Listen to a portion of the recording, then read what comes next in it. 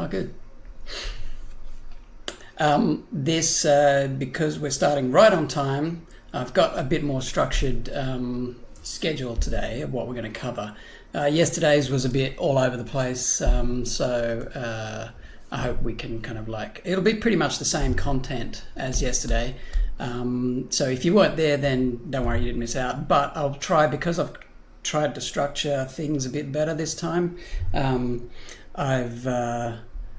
I'm hoping we can cover a few more things like advanced stuff, not really advanced, but stuff that a lot of people who are coming from Flash to Toon Boom really want to know, like the camera, the 3D space, moving 3D, moving layers in 3D, that kind of thing.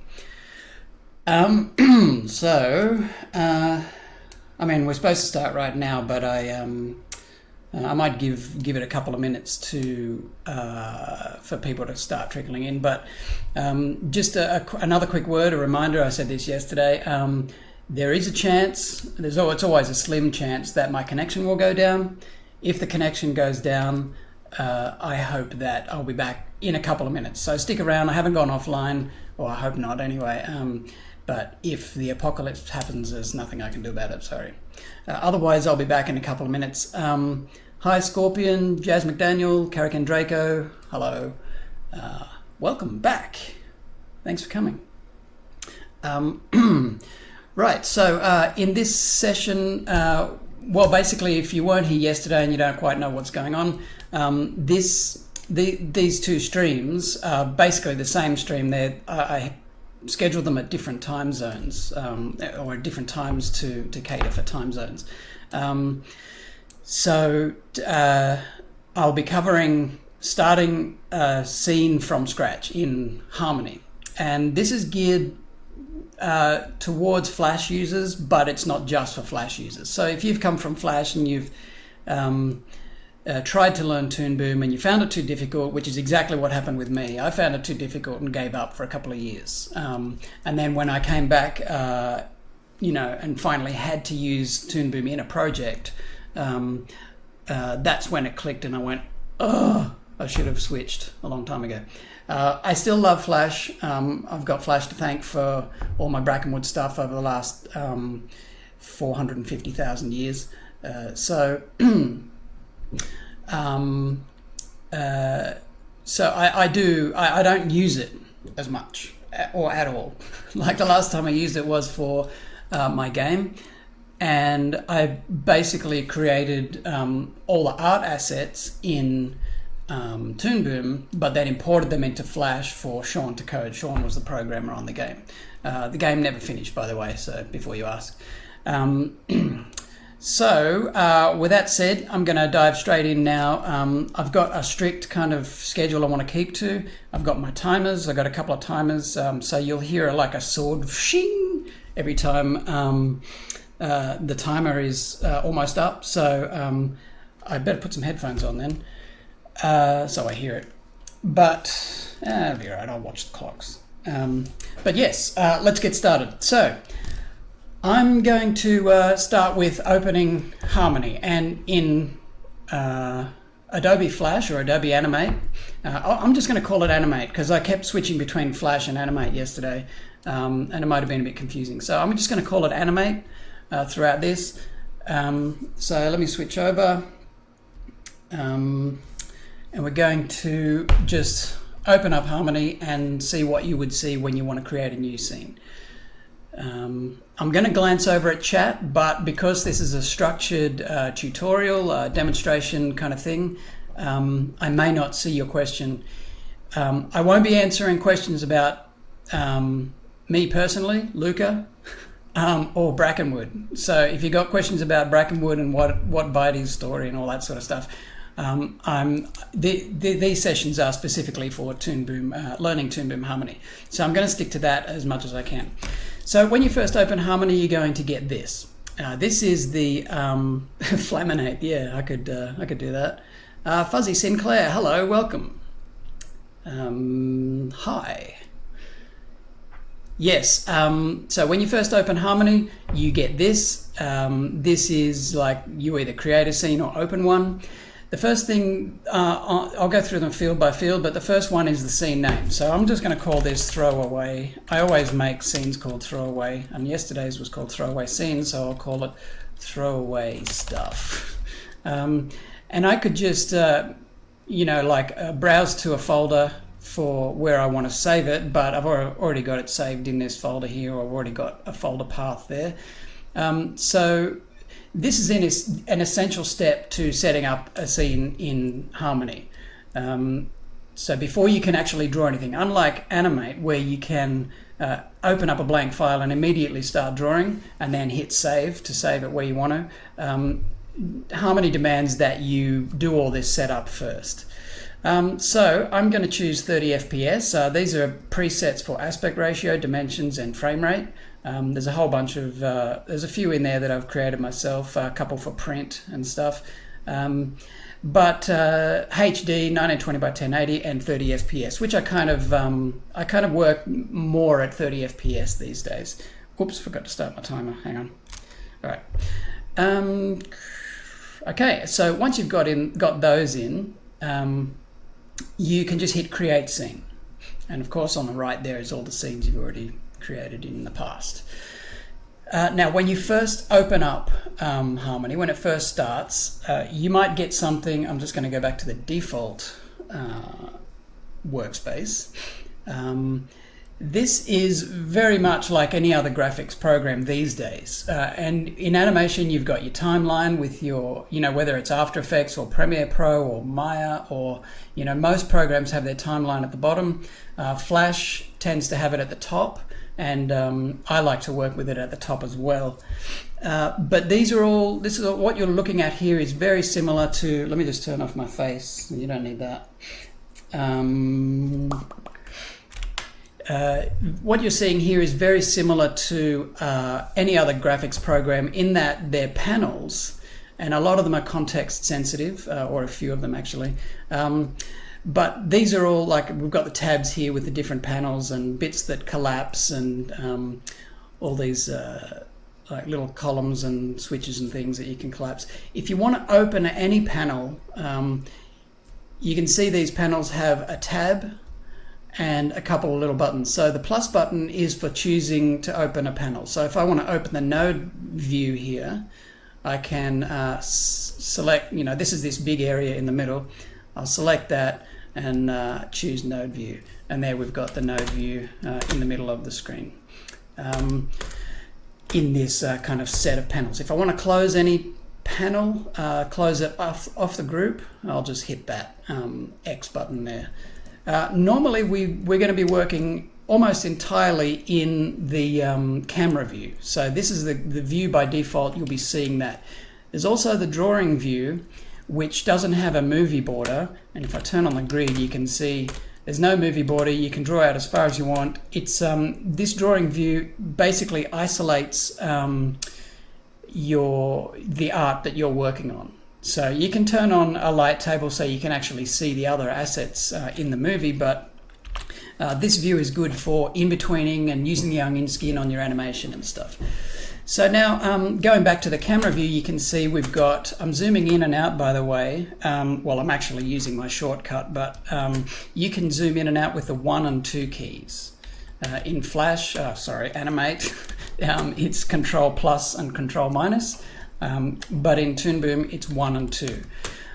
Incidentally, when you first install Harmony, you'll be given the option to use Flash shortcuts or Toon Boom shortcuts or Adobe shortcuts or whatever. I suggest you choose Toon Boom shortcuts. See, if I've opened the Preferences panel using Control U, but you can go Edit Preferences. I strongly recommend you don't use the Flash shortcuts. And the reason is nothing against Flash, but if you're coming from Flash, there's a tendency to try and force what you know of Flash into Toon Boom. And I think it's really helpful instead to learn Harmony or Toon Boom as its own standalone program. Don't try and shoehorn what you know of Flash into Harmony. So I'm just going to cancel out of that. Again, if you've already chosen the shortcuts, the Flash shortcuts, hit Control U or go to Edit Preferences, and just this list here will drop down to Harmony Shortcuts. So the Harmony Shortcuts is what I'll be using. So 1 and 2 zooms in and out. Space, of course, as we all know in almost every graphics program, pans around. You can pan around the timeline. The timeline isn't big enough at the moment. Let's put in scene length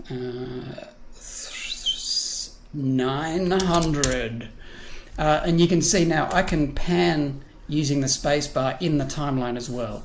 And that includes up and down. If I've got tons of layers in here, I can pan up and down and all around, just like I'm doing here. The other really awesome shortcut is Control Alt. Control Alt will allow you to rotate the workspace. This is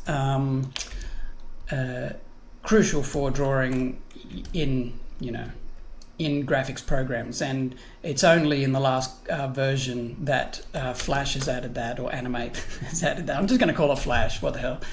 Flash added that, and the shortcut in Flash is Shift Space, which I think is pretty intuitive. So Shift Space is the Flash one, and Control Alt is the Toon Boom one. So to reset your rotation, I mean, you could just eyeball it, but to reset it, Shift X, or hit this, where is that button down here somewhere? There it is. I think it's that one. Yep. This little icon down here on the bottom, it's a little crosshair with an arrow rotating around it. I'm not sure if you can see that on stream. Yeah, when you've shifted and zoomed and move the workspace all around, you don't know where you are, just hit that or press Shift X and we're back. All right, so also just a couple of zoom shortcuts here. What else have I got? Oh, you've got your movie mask is here as well. This just blocks out everything except what's going to be in your movie. So that's really handy for stepping back and looking at your project as it will look when you're finished. But otherwise, in the camera view, things can just be drawn outside the camera view, and this is, of course,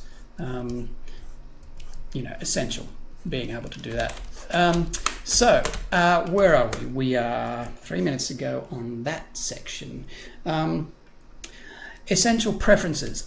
Yes, if you press Control U, and go into the preferences, there's one thing that I believe is super useful and should be activated by default.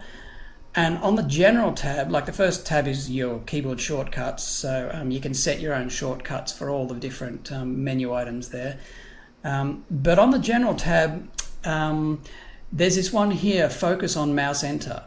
Now if I turn that off and go OK, you can see if I'm hovering over this panel here, you can see this red outline, and the red outline means that panel has focus. Okay, so now if I want to draw, I can go over to the camera view and I can start drawing, but only when I click in the camera view. Let me do that again.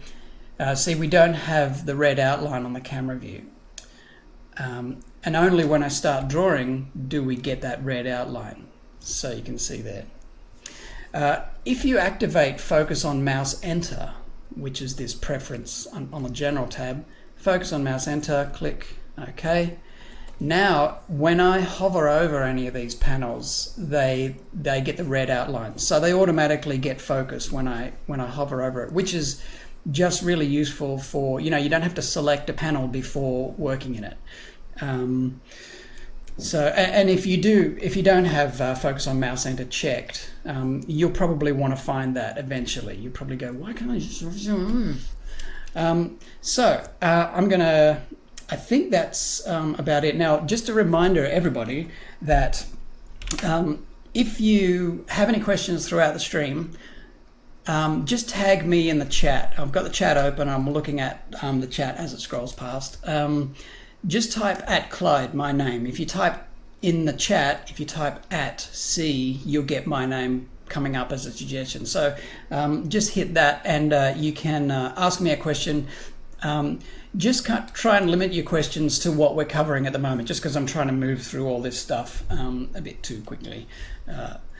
And also bear in mind that I stream almost every weekend, and I'm always using Harmony. So if you guys have any questions that I don't cover in this session, or in previous sessions or upcoming sessions, you can always drop into a stream. If you're not already following me on Twitch, I recommend, if you wanted to ask me some questions, do so, and then you can type your questions in chat. So yes, very good. Let's go. So next up, we're going to look at the drawing and painting tools, because that's what everybody wants to do. Hello. Sorry if I mispronounced your name, which I almost certainly did. But welcome back. I've seen you before. This is a tutorial stream, so questions are welcome on what I'm doing. Right, drawing and painting. I'm just going to switch over to my own workspace layout. So there are all these things up here and all the panels and everything that are in the default settings. I'm just going to switch over to my own, and you can access this and create your own layouts using the Windows workspace menu. So I'll go animating. Well, I didn't create this animating layout. This is Toon Boom's own. And like I was talking about before, we've got the timeline at the top. That's pretty common that's kind of like a Flash thing. Now, so to draw and paint, we've got our, let me just reset that timer, sorry, click. To draw and paint, the first thing you want to do is in the timeline, we have layers and frames, just like any, just like Flash. You've got your layers in your timeline, and After Effects and Premiere Pro and all that sort of stuff. Secret Cartoon Land, hello! Thanks for getting the book. I'm glad you like it. This timeline is very similar to Flash. Now, I'll get into the actual timeline and frame section when I start animating, but for now we're just going to be drawing. So I can put the scene length to 1 frame. And that way I won't be accidentally drawing on, frame 60 and frame 40 and all that sort of stuff. I'm just drawing on frame 1. So this is the timeline. I'm going to click the default name is drawing, so I'm just going to click that and call it rough. I'll just call it rough because I don't know what I'm going to draw yet. So let's just quickly go through the tools. They're very standard, with a couple of notable exceptions, of course. We've got the select tool at the top, which is just a lasso tool, or I'll introduce you right now to the tool properties panel, which is over here. The selection tool has a bunch of modes. You'll see in the tool properties panel, which is context sensitive. We've got a lasso option. So if you prefer the marquee, which is the rectangular selection, you can choose that. But I like to leave it in lasso because it's a bit more freehand and for the work I do. You can just hold down Alt and switch to whatever is the other version. So I use the lasso, but if I want to marquee select, I can hold down Alt and marquee select. So and likewise, if I'm in marquee selection, I hold down Alt and I've got the lasso. So the next tool is in Flash it's called the sub select tool. In Toon Boom it's called the contour editor, and this allows us to select the vector points that make up the vector art. So if I draw a pencil line here and I choose the contour editor, you can see these points are what makes up that line. So the contour editor is good for nudging stuff around. If I've drawn a brush stroke instead, and then use the contour editor, you can see that this is made up of points surrounding. It's a perimeter of points, and I can select points and delete them, or I can bend things.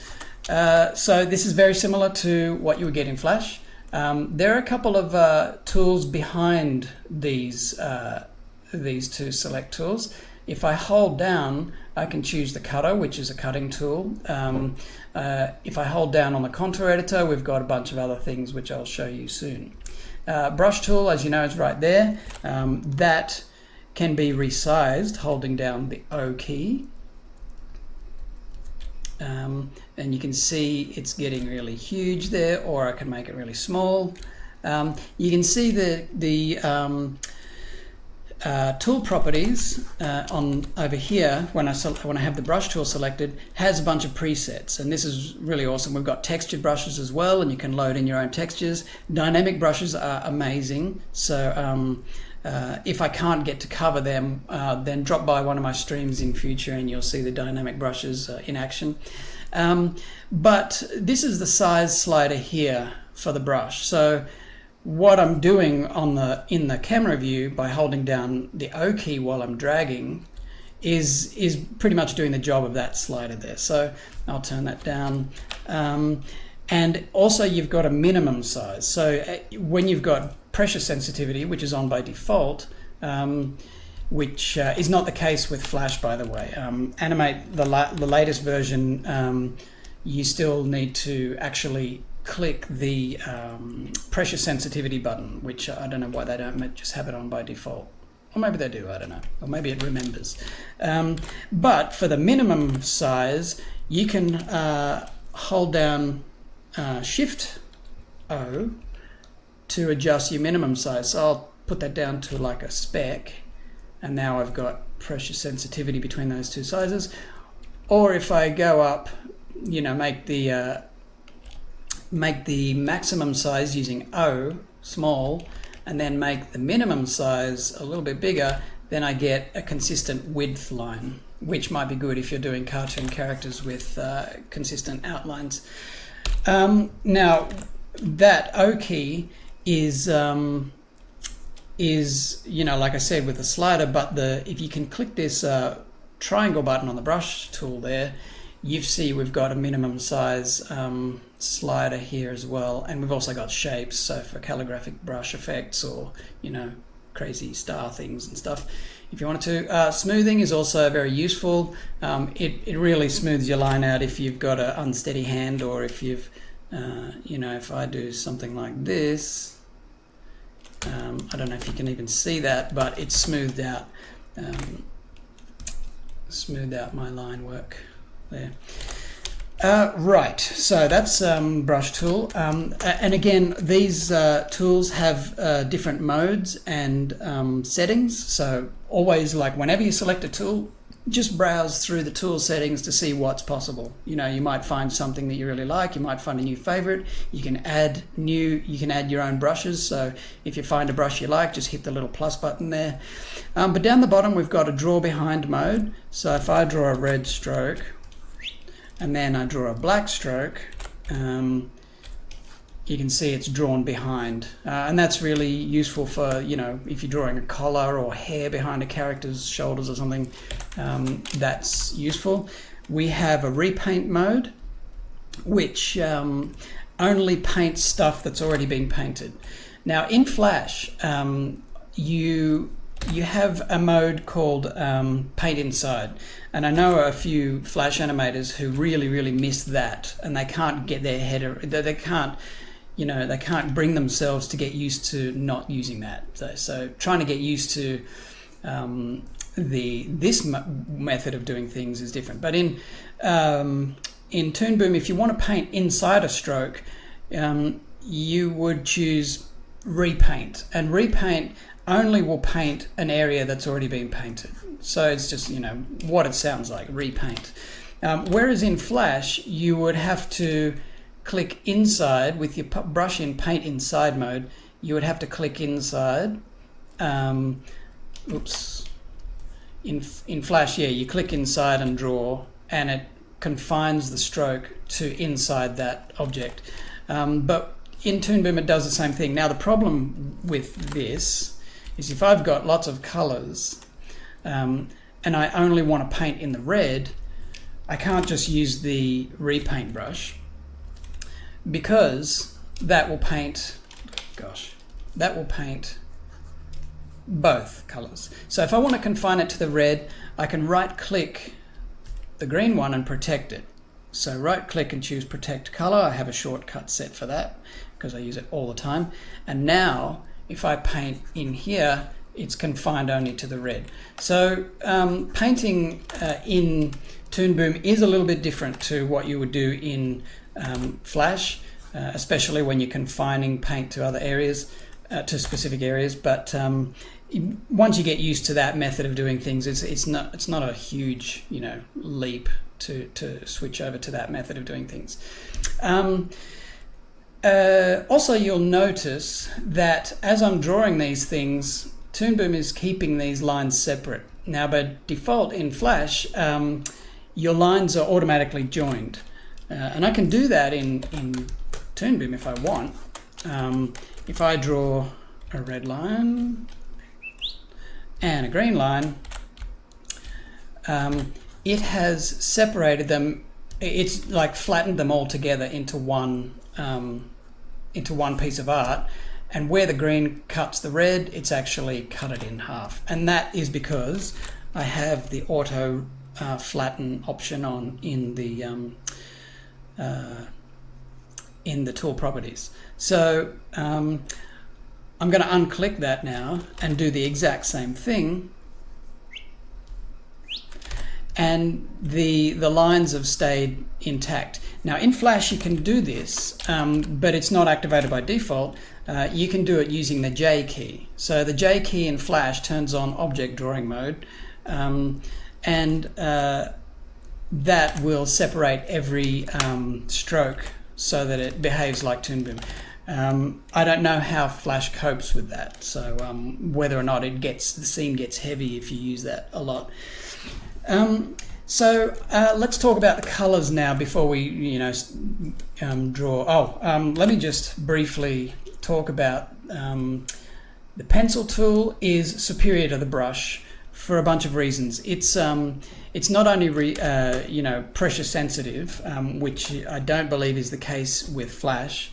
The pencil tool is pressure sensitive, so you can get thick and thin, but the reason it's superior is it's also got a central vector. So unlike a brush stroke, you've got pressure sensitivity, and if I select the contour editor, you can see the outline of points around this stroke. That's a bit hard on the eyes, isn't it? All these default colors. Hang on, let me just switch that.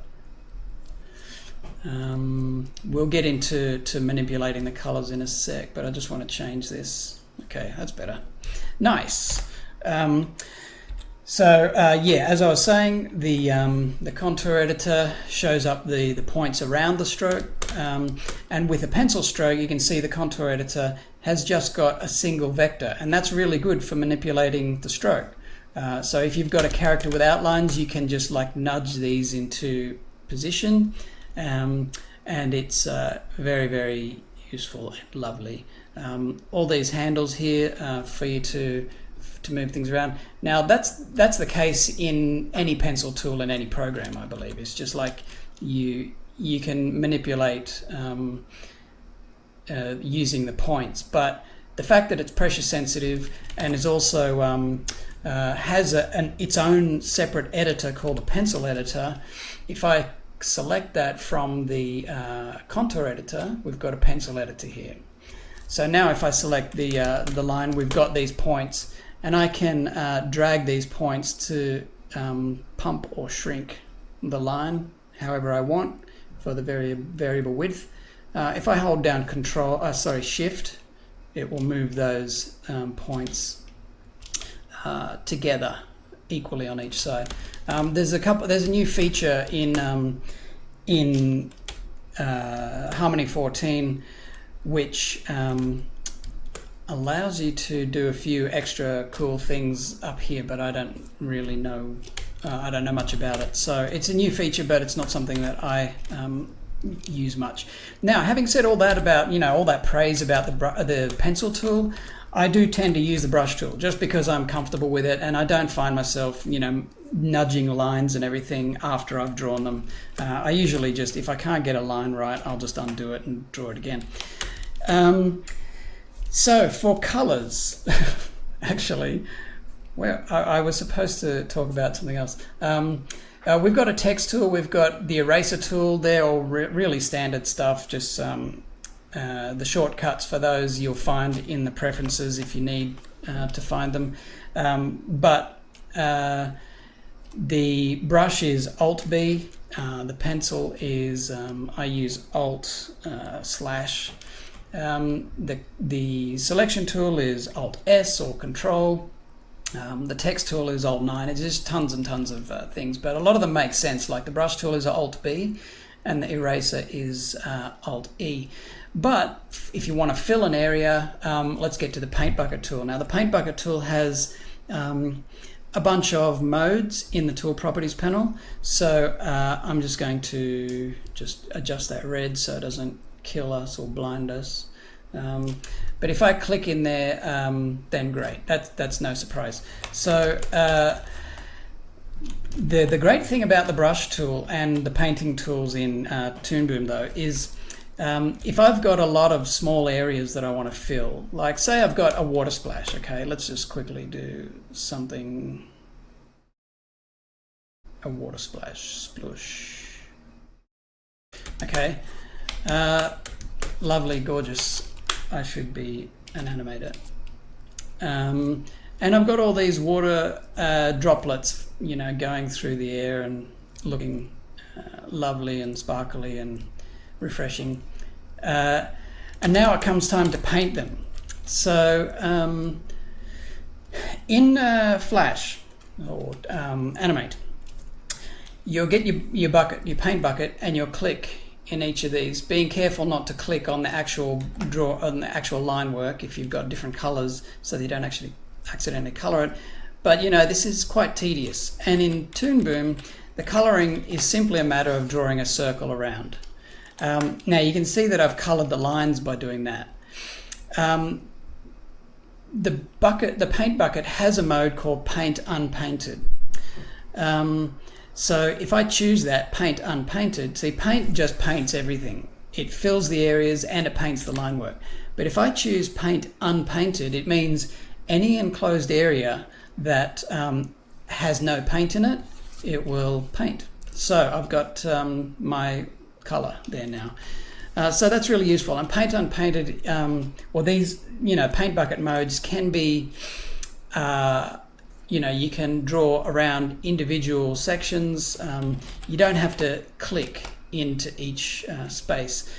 So you can draw a stroke through to color, and whatever's closed off, it will fill. Right. Also in the paint bucket, very important, which I didn't mention yesterday, is the gap closing. So if I've got a small gap in here, let's go, I'm just going to erase a little section. Okay, let's say I don't want that end to be filled. Okay, oh, I know, I got a better idea. Let's just cut that off. Okay, now if I choose the paint bucket in Paint Unpainted mode, I can't fill that area because it's got the gap. So everything fills except that little bit, and there's my gap. Gaps aren't always easy to find, so that can be a little bit of a pain. So this gap closing option lets you, it's set by default. Suddenly it is no closed gap. You can choose to close small gaps. So if you can't find gaps, or you don't have time to go around looking for gaps, that's obviously larger than a small gap. So it's obviously larger than a medium gap. Oh God, it's larger than a large gap. So you know, if a gap is that large, you should actually be able to spot it. But these gap closing settings, well, actually you've got your value here. So let's go 20. Oh, maximum of 10, and there we go. It fills. Okay, so that's a gap closing setting. Now, just a quick word on the repaint mode. Repaint is, it will only paint areas that have already been painted. So if I use this here, you see it doesn't fill the areas, it repaints what has already been painted. So that's lovely, and awesome and great. Okay, that's brush modes. I'm sorry if I sound like I'm rushing, but I kind of am trying to keep up with the timer. All right, so we've got the line tool here. Let me just choose a different color, turn the holding O down, turn the width down. The line tools are good for, you know, like construction lines, architectural kind of accuracy.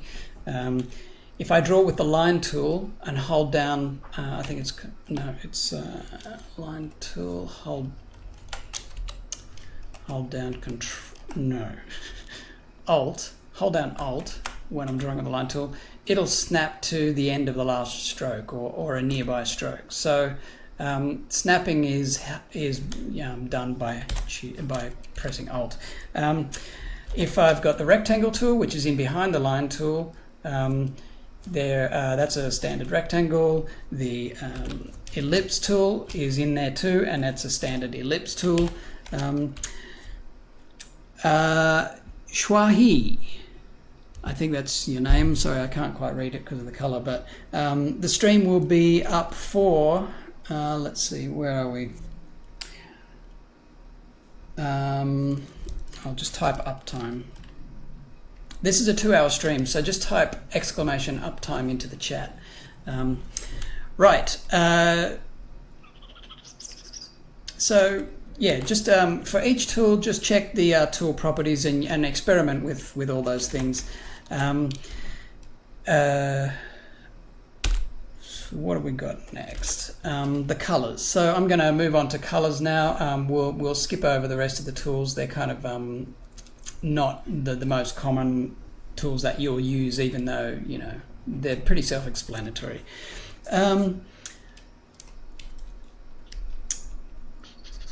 Right, with the color palette, the color panel or palette is accessed like every other palette and panel. Panel. It's accessed using the plus button. So if you don't see it in your panels, just choose it using the plus.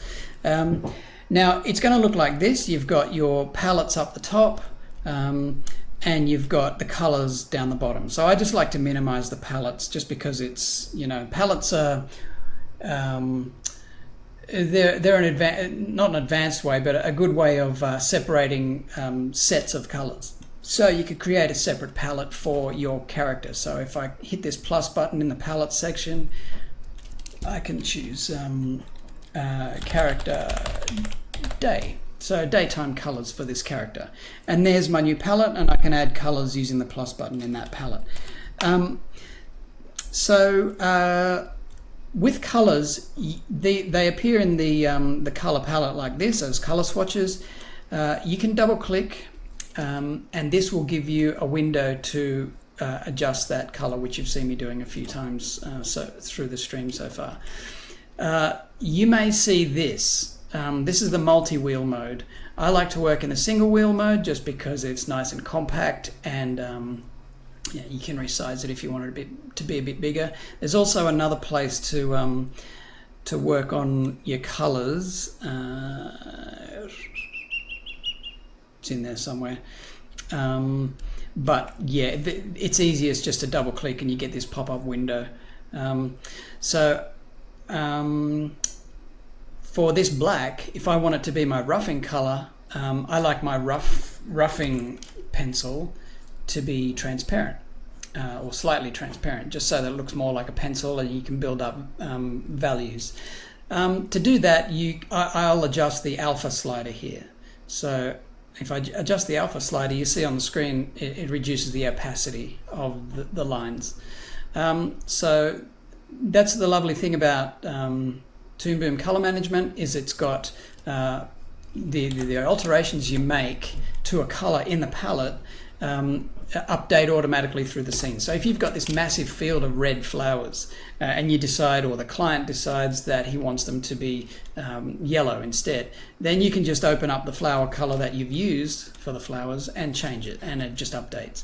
So that's nice. And at the beginning of my of my files, I've already got actually a default palette that I use, but I like to have a few transparent rough colors just for roughing. I like to get rid of the vectorized line color, but let's say I'm just adjusting this down, and I'm just mixing a few colors for roughing. So if I want to rough something in red, I've got a red rough color, like so, and then I can go back and put in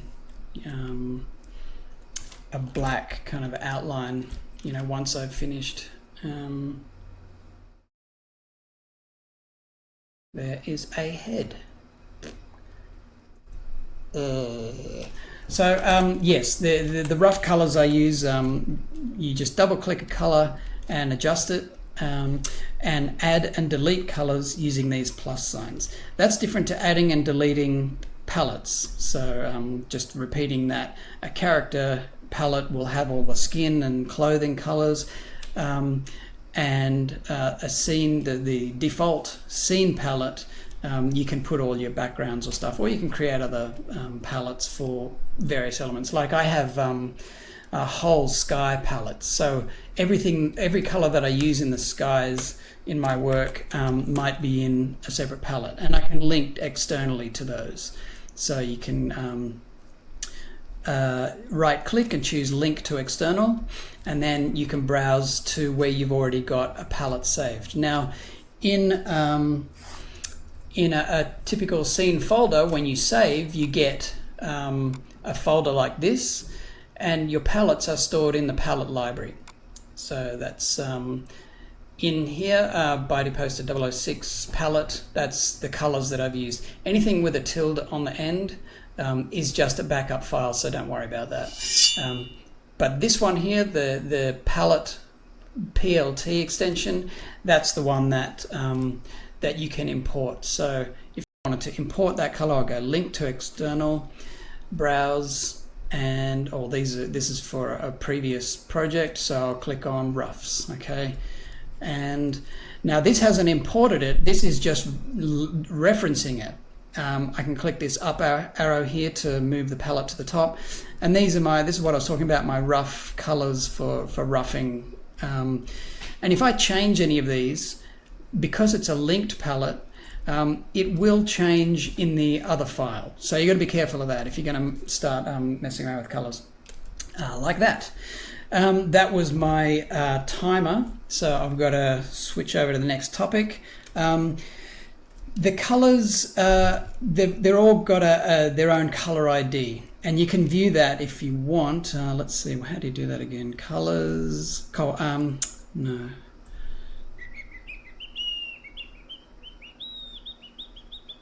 There was a place where you could view the color IDs somewhere. Oh, display color values. So palettes, display color values. And this is a unique, well, they're values, they're not the actual IDs.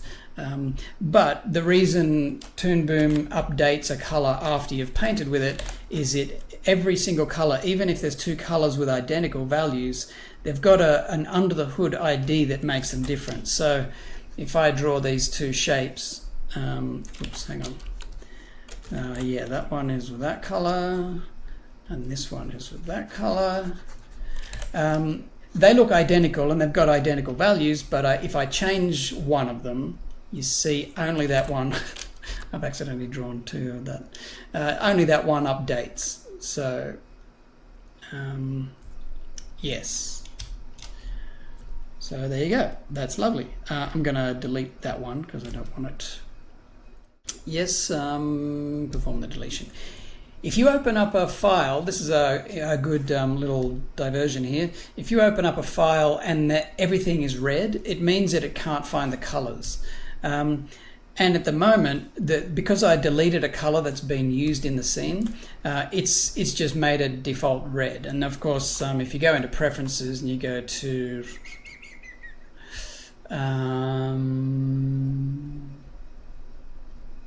forget where it is. Oh, color, yeah, general. Okay, I'm getting confused with another program. your color replacement color is red, so if I make it green instead, then I delete a color. Delete. Okay. Oh well, it hasn't updated. I'll probably have to relaunch. Anyway, nice little sidetrack there, but it can be confusing when you open a file in Toon Boom and you've got no and you've got colors missing. If you say if that happens and you it'll ask you to if you want to perform color recovery, and it'll do that for you, and everything's fine. You haven't lost any colors. Yes, right. Yes, Jazz McDaniel, you can create a personal palette that will load at the start of every Harmony scene. You can. If you go into your Harmony preferences, I'm just opening that now. This is getting just a little sidetracked, but I'll try and make it quick. But it's important. It's really good to know. So these are all the versions of Harmony I've got on my computer actually. So I've got Harmony 10.3, Harmony 11, Harmony 12, and Harmony 14. If you go into preferences, one of the, like say you've got Harmony 12, you can go into your Harmony preferences. This is in users, username. I'm sorry, this is only on Windows, but application data, roaming, Toon Boom animation, Toon Boom Harmony. So that's the path. Watch back the video and pause there if you want to know. But double click on that. You've got pen style, opacity, texture. Oh, well, that's where you save your brushes. I'm going to have to get back to you on the palettes because there is, I believe, another place where it saves all that. But yeah, that's not really clear when you want to be that kind of user. Kind of, I guess that would be like classed as being a power user, is accessing all that back end stuff and customizing fully like that. Where are we? We are at, I'm going to reset my timer. We are, I'm just going to quickly touch on, we've looked at the tool properties. We also have layer properties. So I'll just, hang on, I'm resetting that timer. Okay, go. Right, so for layers, we've got the timeline here, just like in Flash or Animate. We've got the timeline. I'm going to add a new layer. You can do this in a couple of ways. In Harmony Premium, I like to use the shortcuts or use the node view. This is a view that most beginners find really daunting. But as you can see, with only one layer in the timeline, the node view has one node that corresponds to that layer. And really, that's all the node view is. It's just another way of looking at your layers. It's a more advanced way of looking at your scene elements. So I wouldn't be, don't be too daunted by that. Just a quick message in chat. Bane, this is a very fast-paced, very highly structured, a little bit behind now, tutorial. So I'll answer questions a little bit later. Yeah, specific questions, or if I don't get to answer them in this stream, feel free to drop in on another stream and I can demonstrate. For layers, to add a new layer, you'll click this little plus button, and we've got different types of layers. Typically for animation, you'll use a drawing layer. So I'm just going to click drawing layer. It'll prompt me to put in this. You could just go add and close, or you can go add. You can just hit add a bunch of times and close. And then you've got a bunch of blank layers. You can rename these at your leisure. Or you could, I'm hitting Control R for the exact same thing. Now I want to go sky, then clouds, then mountains. You can see I'm just adding layers and hitting enter, typing their names and hitting enter. So it's really handy to add layers that way. Very quickly put a bunch of layers into your scene so you can start working. So mountains, forest, and ground, plane, base, ground base, trees, one, you know, all these layers, and I'll just close that. And now you can see that the timeline has all the layers. They're all in order because I've added them in order. So the sky, I want the sky to be at the back of the scene, so that's at the bottom of the timeline. And if I switch over to the node view, again, this ultra confusing view for beginners, we've got all these nodes here. I can just position them around. They're all plugged into a composite module or node. So all these nodes are basically just layers in my timeline. And I can adjust the ordering of these layers. If I want the rough to be on top, I'll just unplug it and plug it in over on the other side. I don't even have to move it. I can just reorder the plugs. So you can, if you decide you want your mountains behind the clouds because you want the mountains to be hidden in the clouds, you can just shift that over just by dragging that little plug. The colors on the nodes usually mean that something plugs in there of the same color. So for example, I'm skipping ahead a bit here, but if I add a peg here, you see the peg is green and the ports on the top of all these drawing layers are green. But I'll delete that and we'll cover that in a second, a little bit later. So switching back here, we've now got all these layers, and with each layer we have a layer properties panel. So these are all drawing layers, so all the properties of these layers are going to be quite similar. You can see I've got the rough layer selected, so rough is the name here in the top of the layer properties panel. There are a bunch of, I would consider them, you wouldn't have to really worry about them too much. Any of these things, you worry about them later when you've got a bit more experience, but for now, you don't really need any of this for drawing layers. On the other hand, for effect layers, if you want to add a blur to a layer or a drawing, you would add it with in Essentials and Advanced, the two lower versions of Harmony. You would add it with this plus button as well. So you click that and you choose Effect, and then you can choose Blur, Tint, whatever. But in Harmony, you add it through the node view, and we'll cover that at the end. So the effect will have different looking layer properties, so they're context sensitive as well. That the layer properties panel, I mean, is context sensitive as well. Alrighty, let's move on. I'm going to go back to the camera view. Right. So I just want to spend a few minutes animating a tween, because I know a lot of people who use Flash and then they try to use Toon Boom really have a lot of trouble translating what they know of how to do something in Flash into Toon Boom, and one of those is tweening. So tweening is just basically, let's do a different color. Palettes. All right. I'm going to make a sun. I did this in yesterday's session as well. So what I'm doing, I'm just using the ellipse tool, and I've got the ellipse set to autofill, and that's this button here. And when I create an ellipse, if I hold down Shift, it makes it a perfect circle, so you don't get a sun that looks like that or that. But hold down Shift for a perfect circle and it automatically fills. Without the autofill option on, it just looks like that. And that's fine, you can just get your paint bucket and paint it if you like. But I just find the autofill handy. So this is a sun. Now to make something slide in Animate, you tween it. So you put it in a movie clip, you select it, you press F8, choose whether it's going to be a movie clip or a graphic or a button, and then hit enter, and then you're ready to slide around. You're ready to keyframe it around the scene. So converting that to a symbol is an essential step to tweening something in Toon Boom, in Flash.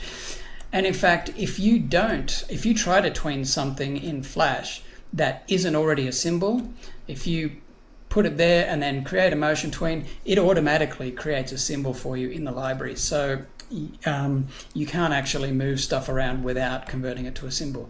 So that's the essential step in Flash.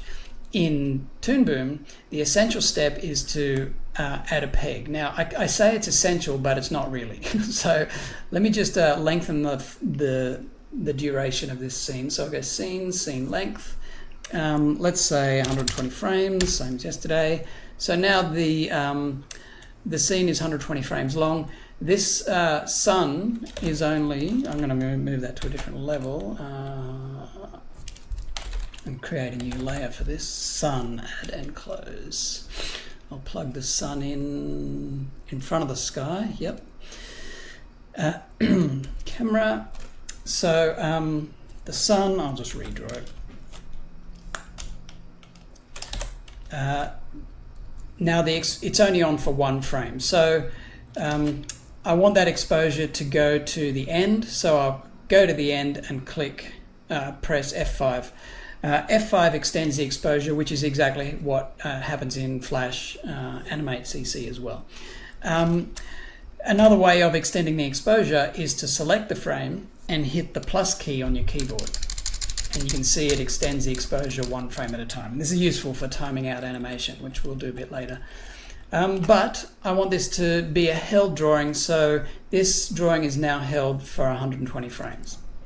And it's the sun layer. Now, how do I make it move? I want to start with it down low, and I want it to rise. What I said was the essential step of adding a peg, but it's not really. I can just select my transform tool here, which is in the tools panel by default. That's the one that looks like, a bunch of little dots around a square. And if I just move this around the scene, oops, select it and move it, you can see that's already interpolated it.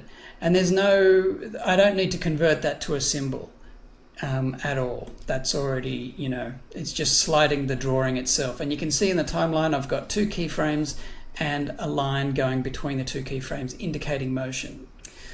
This is the same as if you were to tween a symbol in Flash, you would get the 2 keyframes with a line going between them and a little arrow.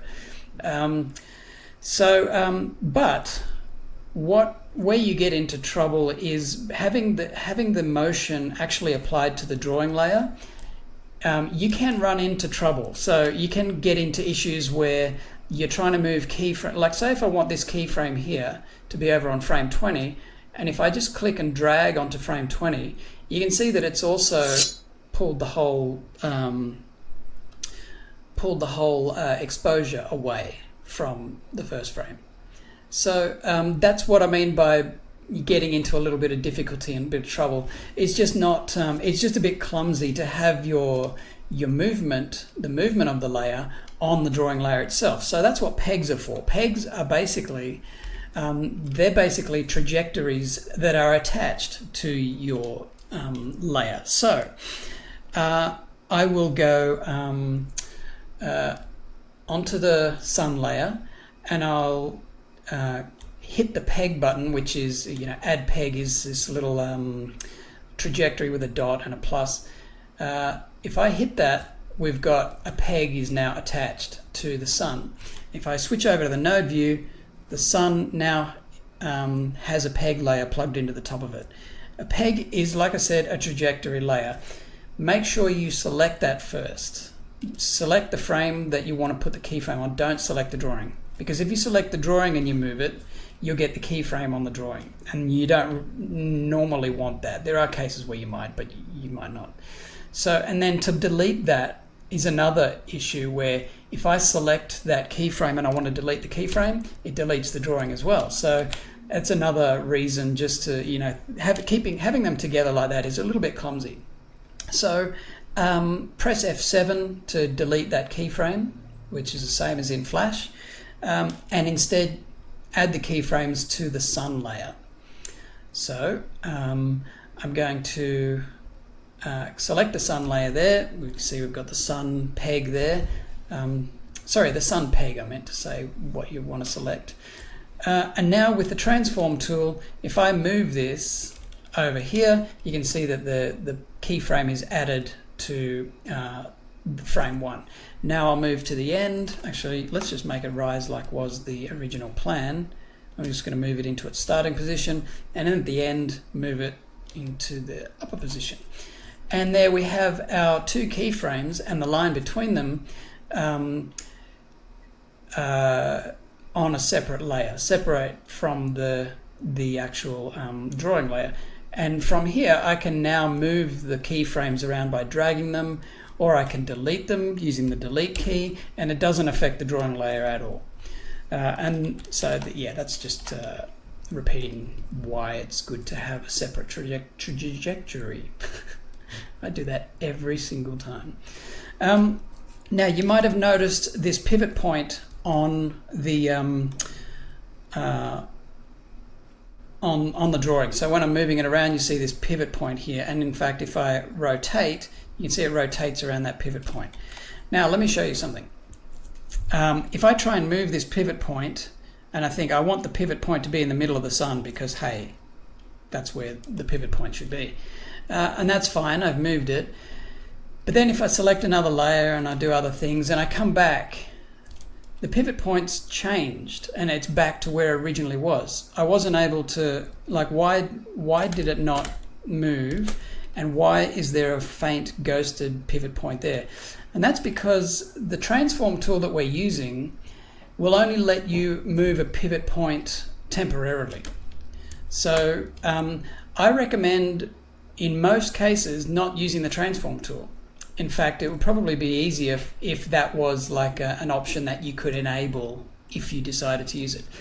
Transform tool does all this transform operations separately, together, so you can rotate something, scale it, and translate it around the scene. So it's an all-in-one kind of tool, but it does have its limitations, and it's I find it better if I deselect that now and come back to it. Once again, the pivot point's out here. I find it better to use the advanced animation tools. The advanced animation tools, because we are advanced. I would, if you can't see those advanced animation tools up here, you can right-click this top bar and choose advanced animation, or you can go to Windows, Toolbars, and choose Advanced Animation. So the Advanced Animation tools really are just separate tools for each operation. So you've got a separate tool for moving stuff around, a separate tool for rotating, a separate tool for scaling, and this is all like useful for it's just more control and a bit finer kind of you've got your all-in-one tool, and that's fun and everything, but I think you get much more control. And more importantly, the pivot point is only repositionable with these advanced animation tools. So select your translate or your rotate or your scale tool, and you can position the your pivot point permanently. So now if I click off here and then come back to the sun peg, the pivot point is in the middle.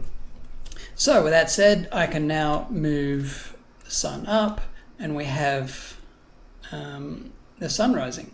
Now, what if I want the sun's rising here? What if I want it to rise over here somewhere? I could select the first keyframe and move it over, and of course it goes up sideways, so I select the second keyframe and move it over. Or I could use the I could turn off the animate button. So the animate button's on by default. That basically, if I move to anywhere on the timeline with the animate button on, if I move this object, it automatically creates a keyframe there, and that can be useful. So to automatically create keyframes. But if, like I said, if I wanted to, I'm just deleting these keyframes using F7 once again. But like I said, if I wanted to move this whole animation, and if there's like a character with 100 keyframes here, I don't want to have to move them all keyframe by keyframe. Just turn off the animate button and move that, and it's moved the entire sequence over. It hasn't moved just one keyframe, it's moved the entire sequence. So I'll demonstrate that with the control on. If I hit Shift F11, you'll see that I've got this trajectory here of the peg. That would appear on any layer that you have interpolated movement on. So if I scroll through now, you can see it goes along that trajectory. If I have the animate button on, change, put keyframes in, you can see that it's added these keyframes on that trajectory, as well as in the timeline, you can see them there. And these little strokes between the keyframes represent the frames themselves. So between here and here, we've got 40 frames, between 40 and 80. And so there'll be 40 little strokes along this trajectory. But there is a way to add variations in a trajectory without, I'm hopeless, without adding keyframes, and that is to use the P key on the trajectory. So make sure you've got your sun peg selected, and hover over the trajectory and hit P, and it creates a little circular dotty thing, which dots are circular, and you can just move those around, and that creates variations in the trajectory but doesn't add keyframes. So you can see in the timeline here we've still only got 2 keyframes, and that's really useful for when you've got easing and you don't want to mess up the easing with keyframes. Speaking of easing, we'll move on to that next. We've got 50 minutes to go, 55 minutes to go, and I'm a little bit behind. But let me just reset my timer.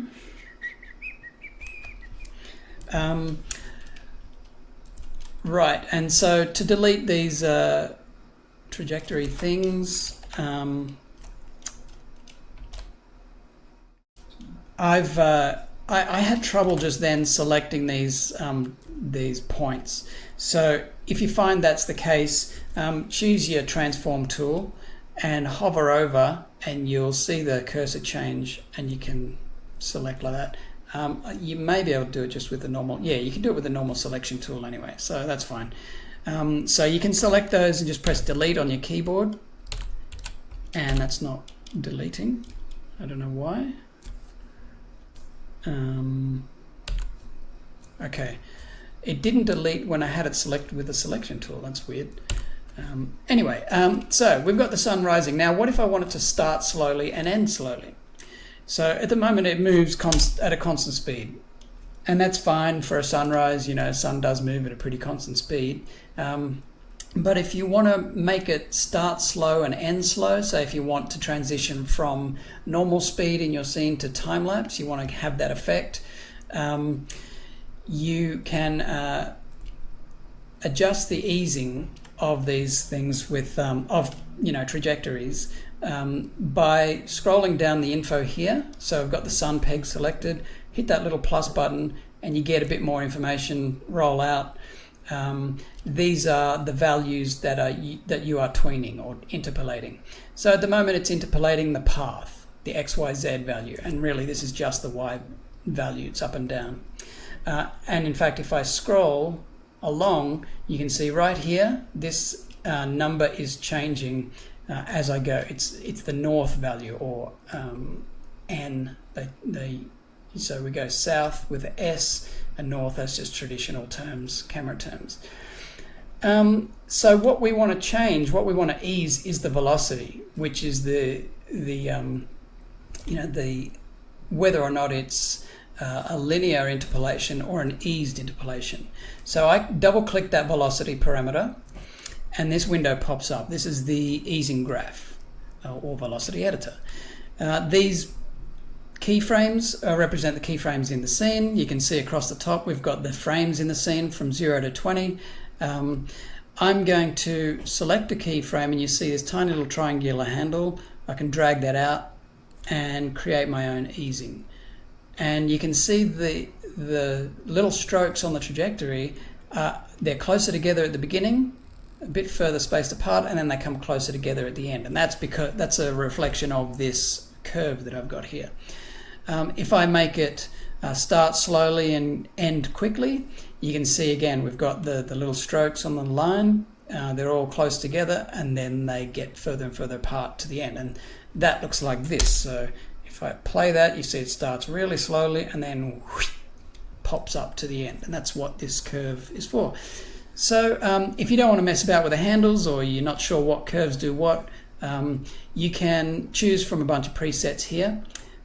There's just like your S curves and your shallow or deep kind of S curves, and as you change each of these with the control on, once again, if you want to see the trajectory, hit the select the peg and either hit Shift F11 or go to View, Show Control.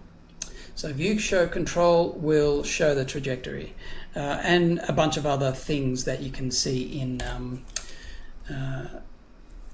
by showing the control, which might not have time to demonstrate today.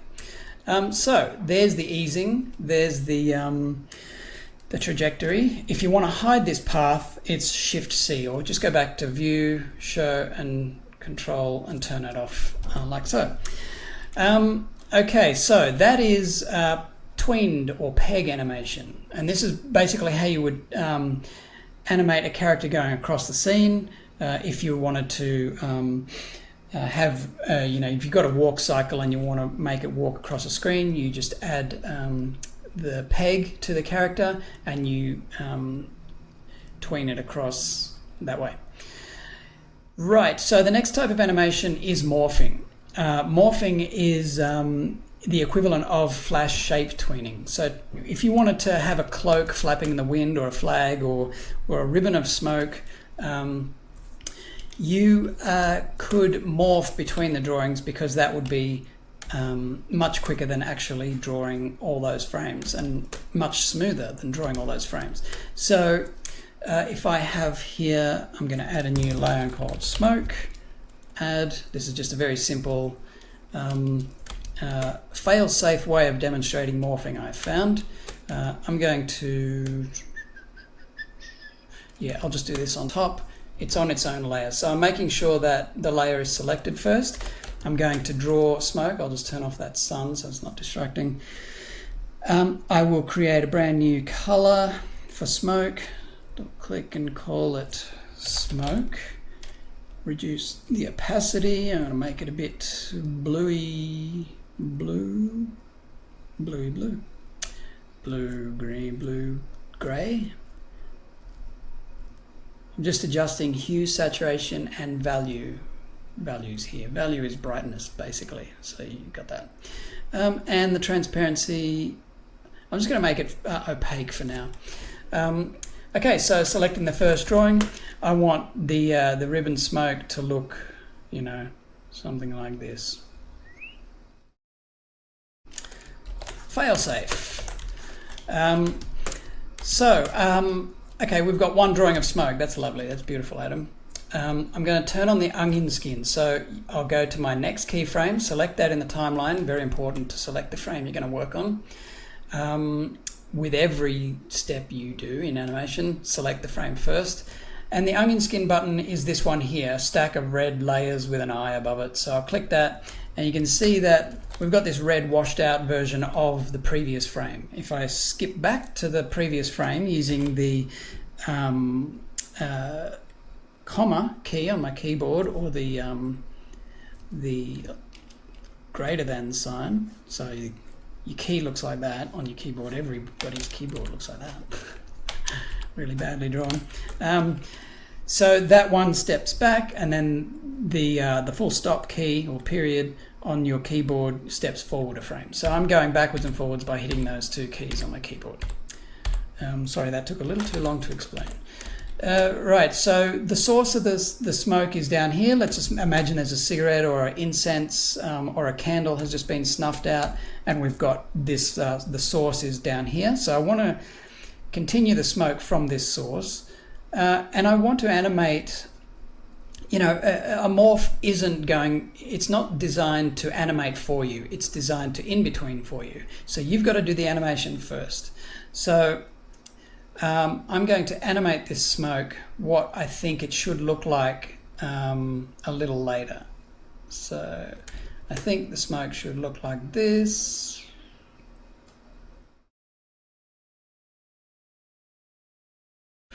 A little later. It's a little bit stupid there, but hey, not too stupid.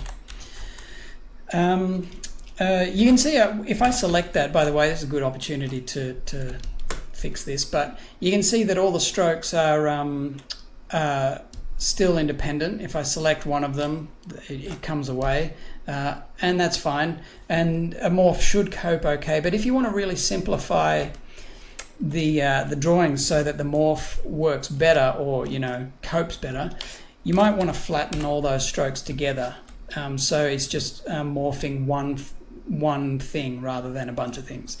So to do that, you could draw with your auto flatten button on in your brush tool properties. So auto flatten will automatically flatten these strokes together. So you just have to touch it and it automatically flattens them all together.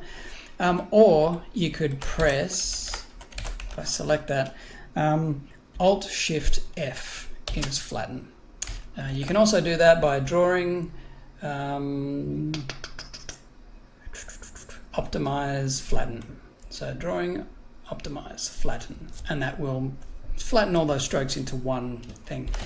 So we have our two keyframes, and I want to morph between these. Now, if I just simply morph between them, first of all, let's add some exposure. So once again, hitting the plus thing, I'll go out all the way to 80, right? I can just select that last keyframe and drag it all the way out. I want to extend the first one all the way up. So now I've got exposure between the two drawings. We've got one drawing held for 119 frames, and then it goes click, and we've got the last one. So I want to gradually morph between those. So I will go select any frame, any one frame. Make sure you've only got one frame selected, and I'm going to press Alt M. You can also go animation, morphing, create morphing, animation morphing, create morphing, Alt M.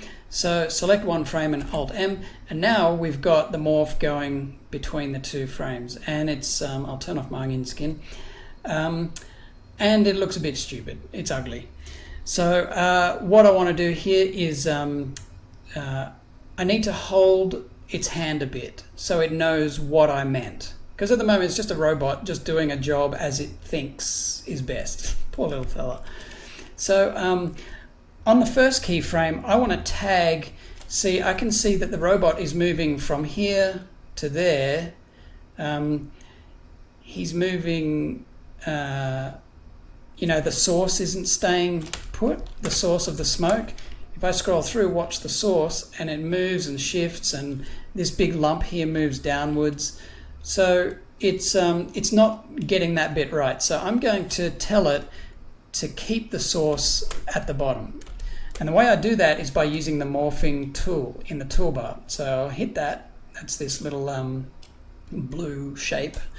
And now, remembering that you've got to have the first keyframe, your first drawing selected, with the morphing tool, click there, and we get a little spot with a 0 number on it. So, and it snaps to the contour, and I can move that anywhere. It snaps, and you can't actually shift it off. So it snaps to the contour. I'm going to leave it at the bottom. Okay, so it knows that I'm tagging that source. But if I go to the end, I need to tag where I want that to go. So I could make that source move up to here. And you see it's moving dutifully, doing its job, moving that little tag from where I said to start it, with the green tag, up to where I said to finish it with the red tag. So let's drag it back down so it knows don't move this, just keep that where it, in that spot. So now if I scrub the timeline, you can see we start at frame 1, and the source stays nailed because I've nailed it down using those hints, and the robot now knows to keep those vector points down there and not just to move them randomly. So there are still a few problems, but that's really the basis of morphing. Is you need to create shapes. Don't expect the software to animate for you because it can look really tangled up. The robot needs to be handheld.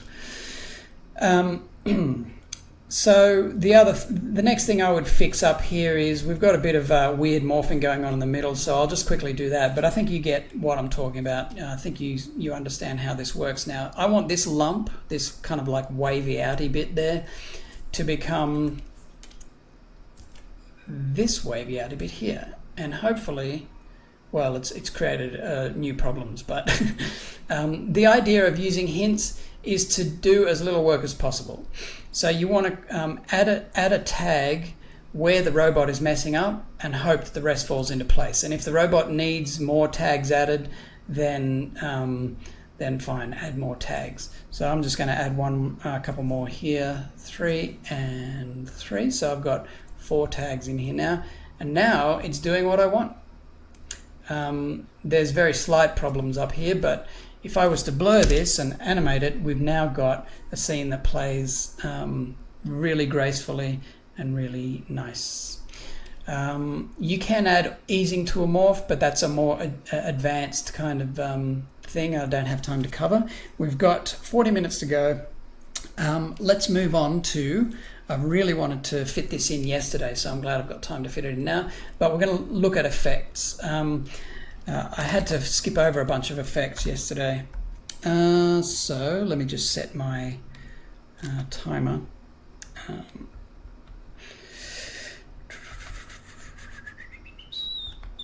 All right, so effects. This is a perfect example to use a blur effect.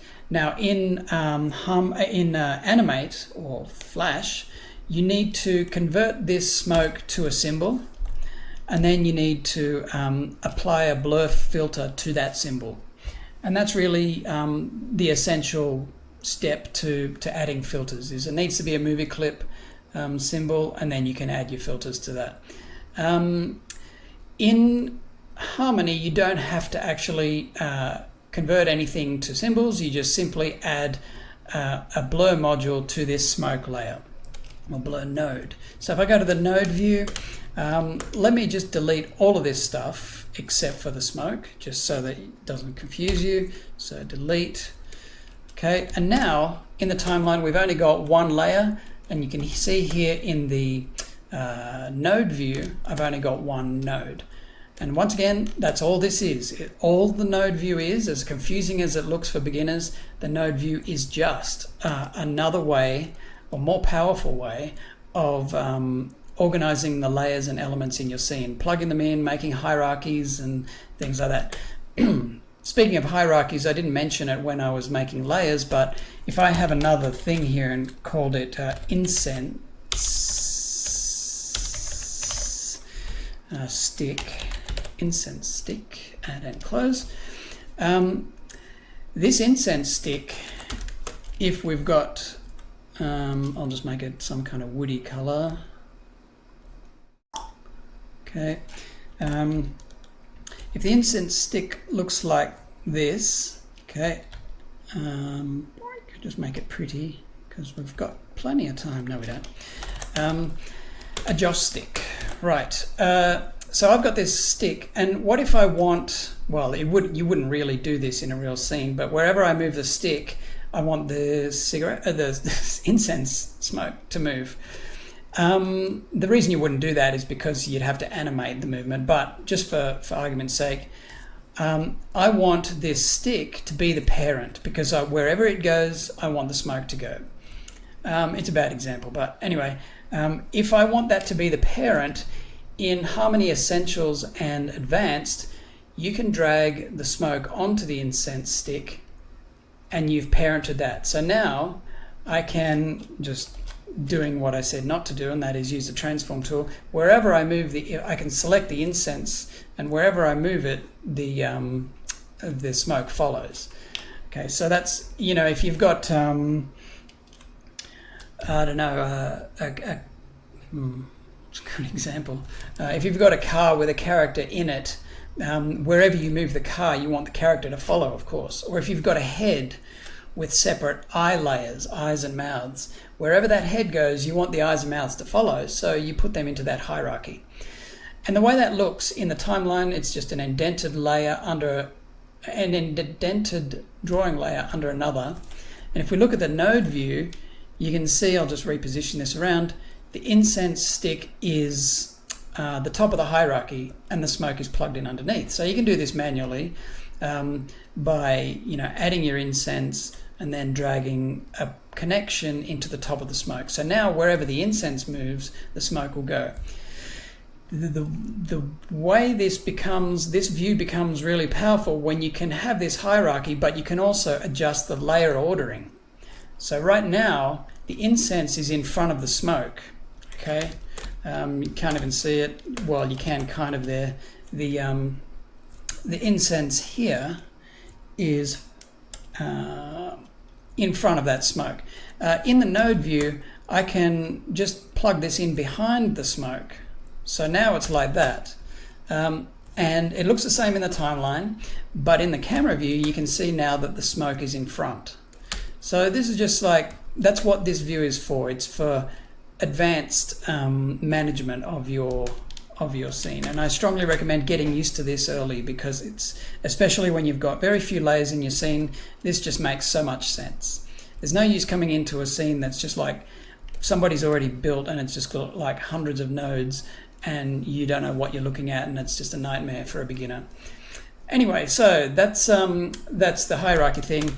Now in the node view, I want to add a blur to this smoke. So let's go to, we've got 5 minutes left in the FX section. Okay, node library, right? The node library is where you drag things into your node view. That's where you drag effects onto these elements. So I want to blur the smoke. So I'm going to look in the library for blur, and I can just type in blur here and all the blurs come up. Blur is in the search field. If I want to clear that search and get the list of everything in the library, then I can just do that. But yes, type in blur and you got all your blurs. I want this to be a directional blur, I think.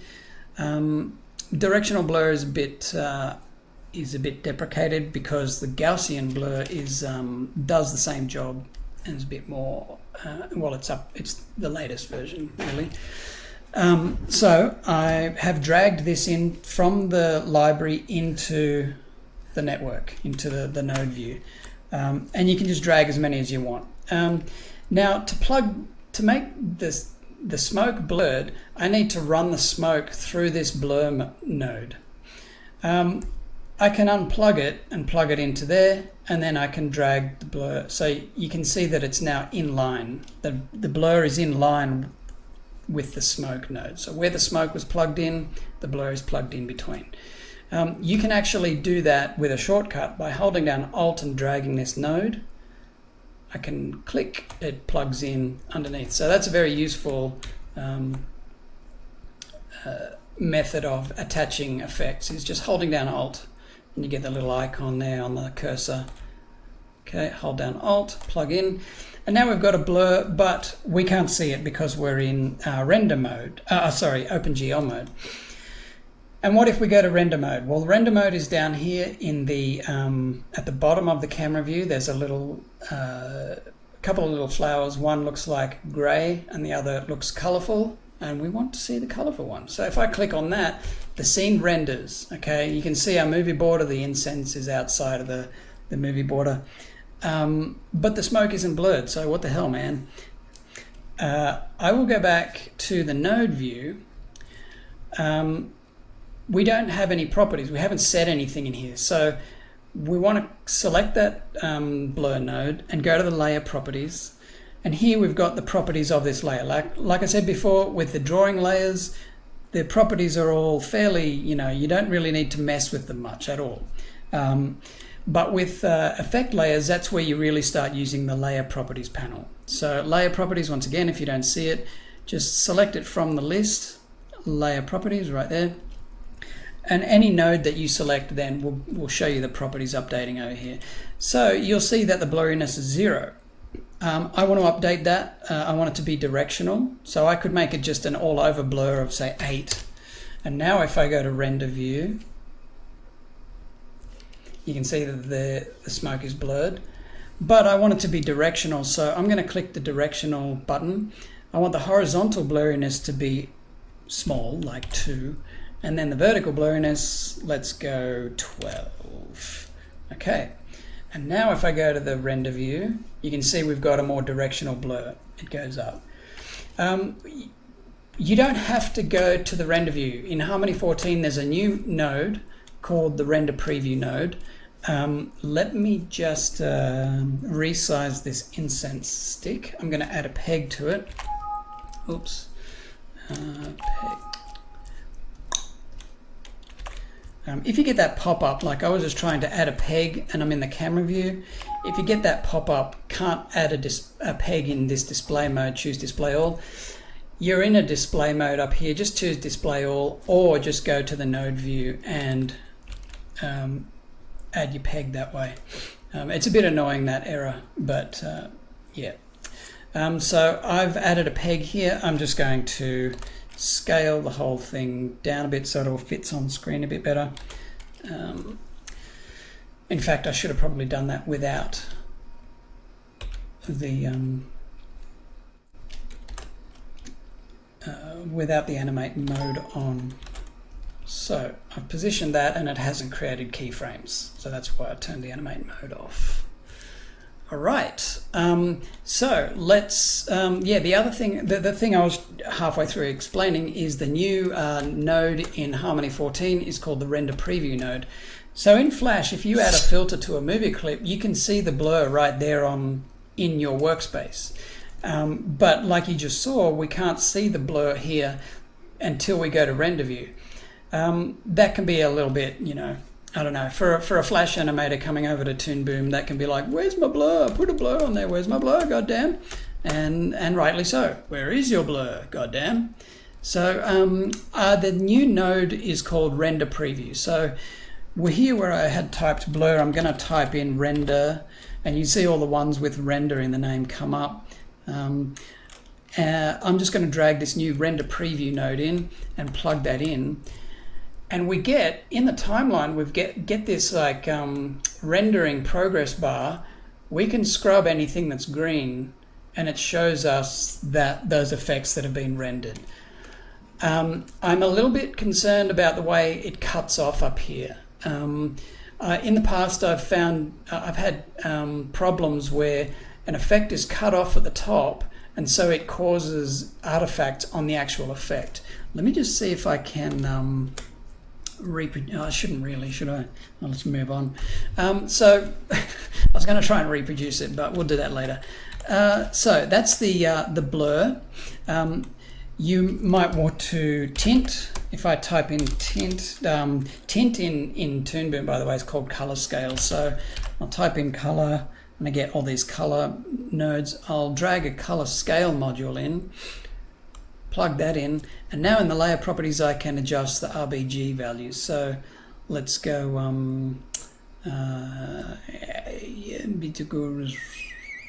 let's go red 2.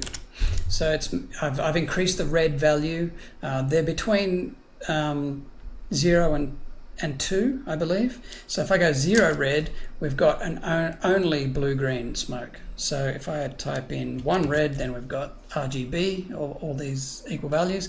If I turn off the green with a 0, we get just red and blue, resulting in purple, and so on. If I turn up the green, we've got red and blue at normal values, and the green is dominant.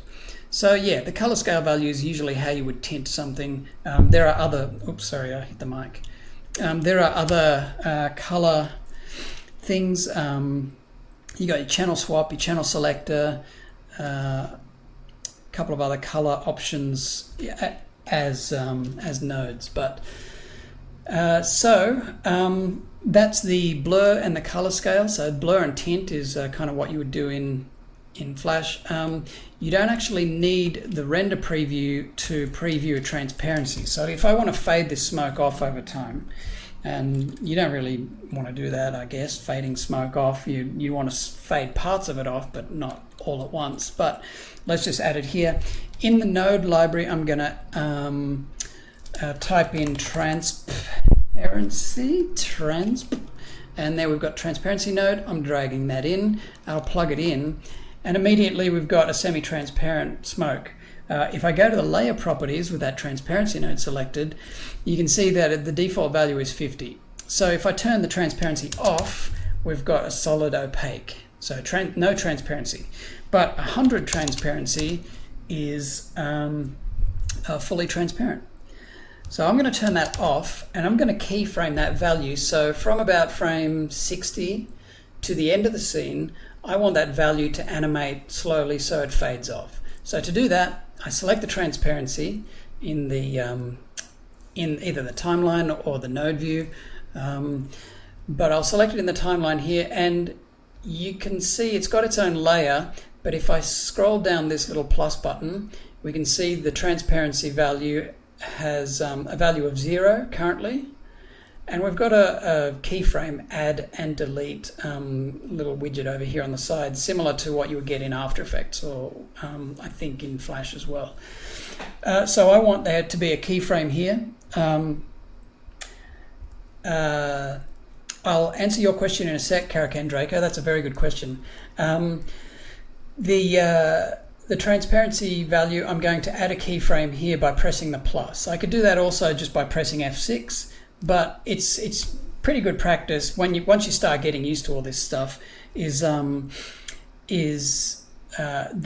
F6 key on your keyboard creates a keyframe on every value. So if I were to roll down smoke and I press F6 on that layer, you can see it's created a keyframe on every value. And I might not want to animate every value. I might only want to animate, say, the position value or the rotation value. So pressing F6 is like creates a keyframe on every value. So I'm just going to use this little plus keyframe here. So on frame 60, I'm going to select it in the transparency layer. So once again, select it before you do anything. And then I'm going to press this little plus, and we've got a keyframe with a value of 0. So I'll go to the end, add another keyframe, same way, and just scroll this value up to 100. And so now, as I scrub the timeline, we've got the smoke is fading off.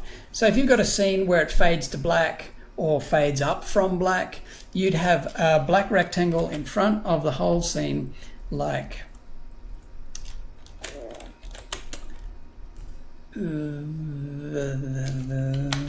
black close like this. Okay, and then expose it, you know, for I don't know, 30 frames, and then add a transparency node to that. Node transparency. There's black in front. Let me move this aside. Plug in the transparency. Scroll down the values, add a keyframe there and a keyframe at the end, and then at the end keyframe we want it to be 0 transparency. No, we want it to be full transparency, and at the beginning we want it to be 0 transparency. So that was very quick, but there we've got a fade up from black. So we just created a black rectangle, added a transparency value and animated that, and that's how you start a scene. Lovely. Excuse me. Right, choking on my own face. So what have we got to go?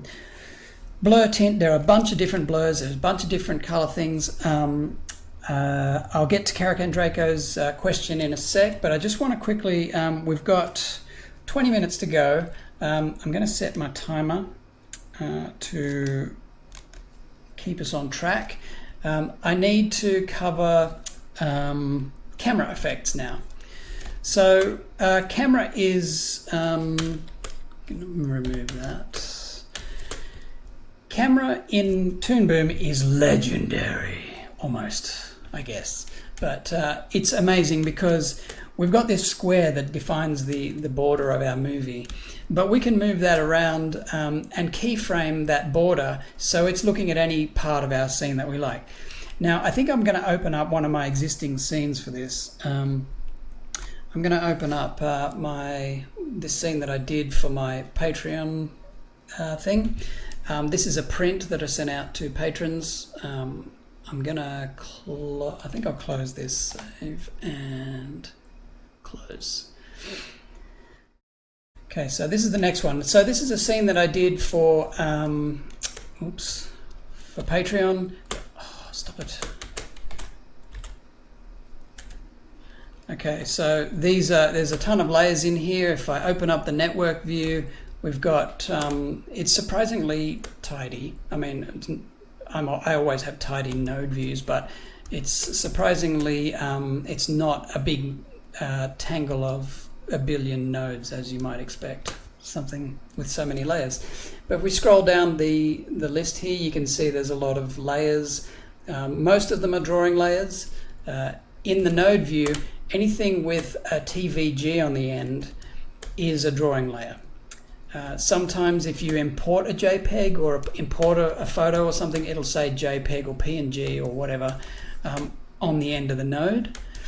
But really what you're seeing here is just what we saw in the smoke scene times, 50. So we've got a base composite with all the drawing layers plugged into it in order. So the forest base is behind the other forest base, and then we've got the stream bed, and then we've got the forest layers. I've put a background in there, which you can do if I've got, let's just say this node is over here, and I go to this little menu and choose Insert Backdrop.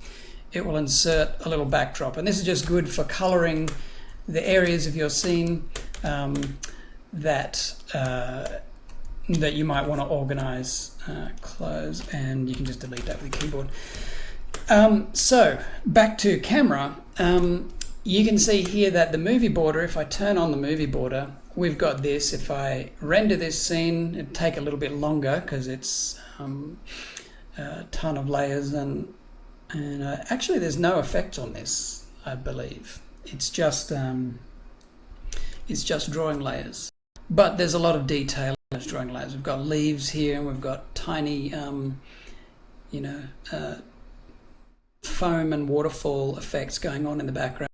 So it's taking a little bit longer to render.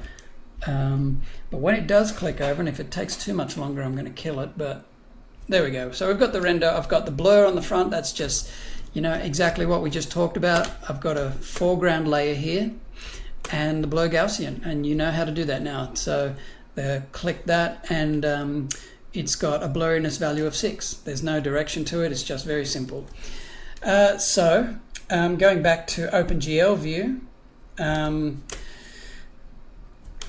we're talking about camera. So in the camera in a scene is added as a node. So you can see I've already got one in here, but I'm going to delete it, and I'll add it again so that you know how to do it.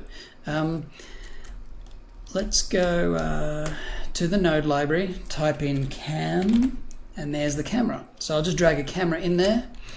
Okay, and I can add a peg, just press Control P. So a camera and a peg is always, they're really the first things, almost the first things I add to a scene. It's just because I use them in almost every scene. Now, to move this camera around, I'm going to use the advanced animation tools. I have never tried moving the camera with the transform tool, but I would just stick to the advanced animation tools. So we've got translate, which is moving the camera around. Rotate, which is rotating the camera. Rotate, and which, is pretty self-explanatory, and scale, which is kind of like zoom, I guess. It's getting a bit slow here because it's a big scene, but this zoom does not move through the layers, so don't confuse this with an actual 3D camera move. This is just a zoom. It's just like getting a magnifying glass on a painting. You're just zooming in, and there's no actual 3D movement, and we're slowing down. Click. I'm gonna.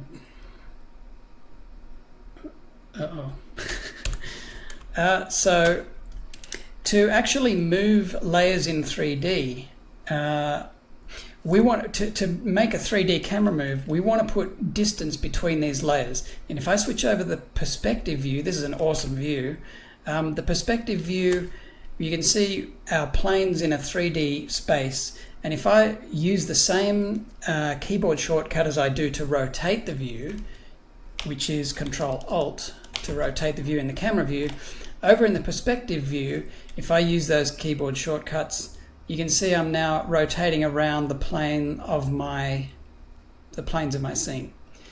what we need to do here is put distance between these layers, because at the moment it's just a flat painting.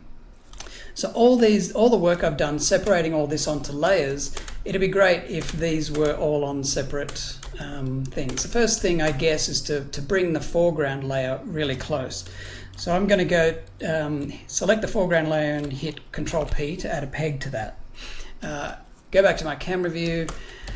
I'll introduce you now to the top view, which is a top-down view of your scene. You could do this, you don't have to actually use this view for moving things in perspective, but it's very useful.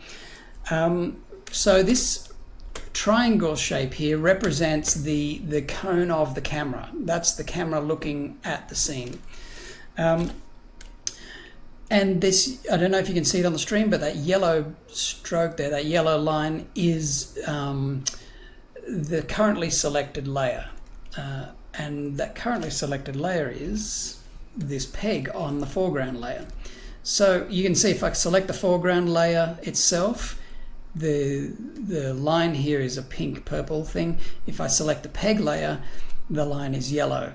The reason it's yellow, incidentally, is because I've got animate mode turned on, and I'm going to turn that off because I don't want to actually animate these layers. I want to just position them. So I'm going to turn off that, and now this is turned red. That's not really that important to remember at this point, but later on when you see things red and yellow, you'll know what it means. So with the foreground layer peg selected, making sure it's the peg. By the way, I've got this in my node view here. I've got it centered, but I can't see it in my timeline. And I could scroll up and down, or I could just hit with the timeline with focus. I hit O, and that focuses in on that layer. Likewise, if I'm in some other part of my network or node view, if I'm way over here, and I want to see where that peg is, I can select the peg in the timeline, and then over in the node view hit O, and it centers that peg. So whatever you've got selected in the timeline or the node view, you can hit O and center on that. Right, so now we want to put distance between the foreground layer and the background stuff, and that's going to be very easy. I will select the peg, and then in the top view I'll select the advanced animation tool, the translate, which is Alt 2 if ever you wanted to know the keyboard shortcut. Now if I move this forward and back, you can see it's moving forward and back in the camera view and in the top view.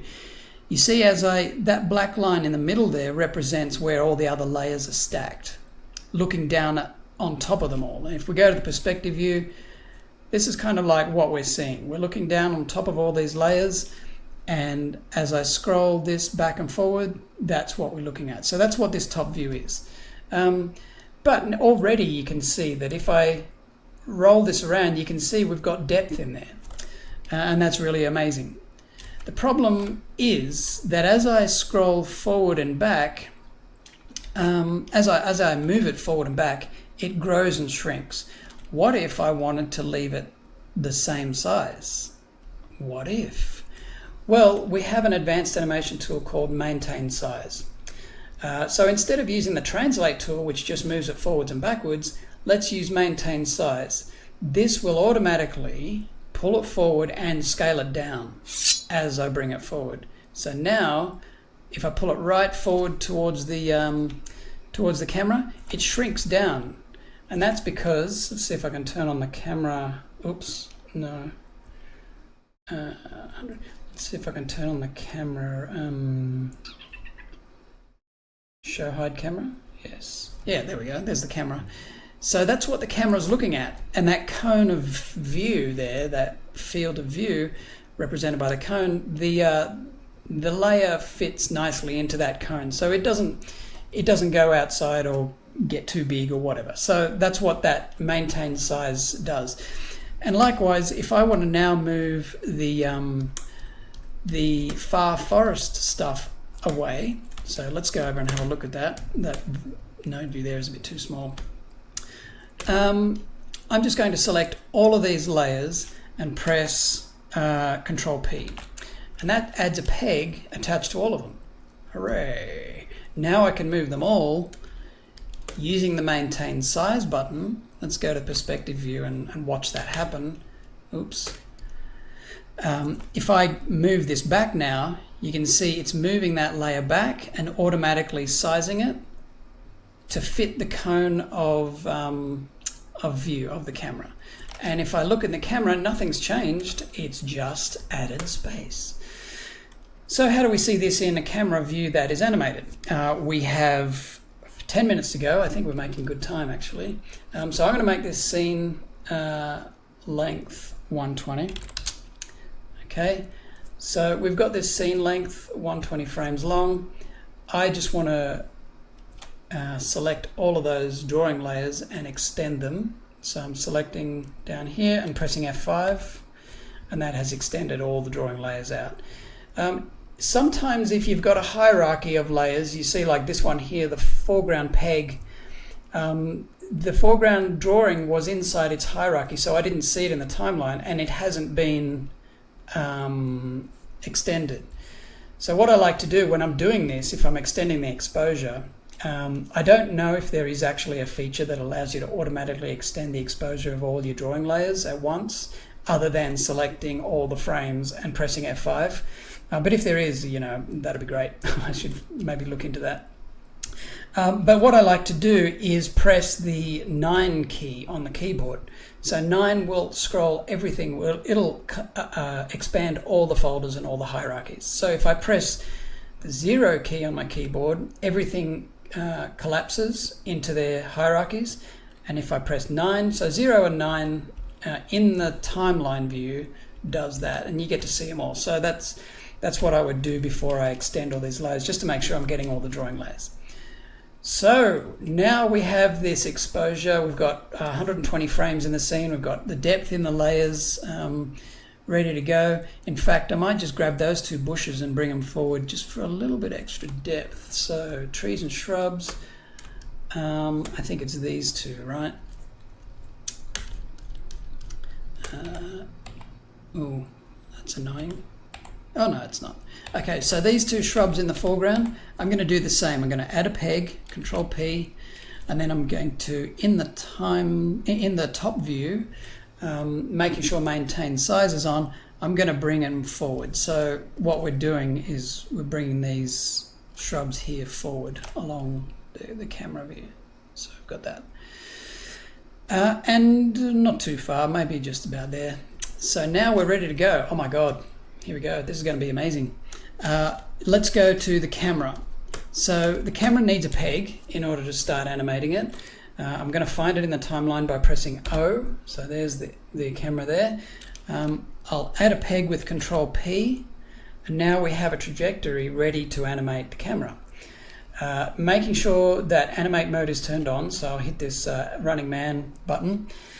And in the top view, I'm going to select the move tool instead of the maintain size. I don't know what the camera does with maintain size turned on, but let's go to the, I don't know yet anyway. Let's go to the translate tool. And now if I move this, you can see that we've got depth in the scene.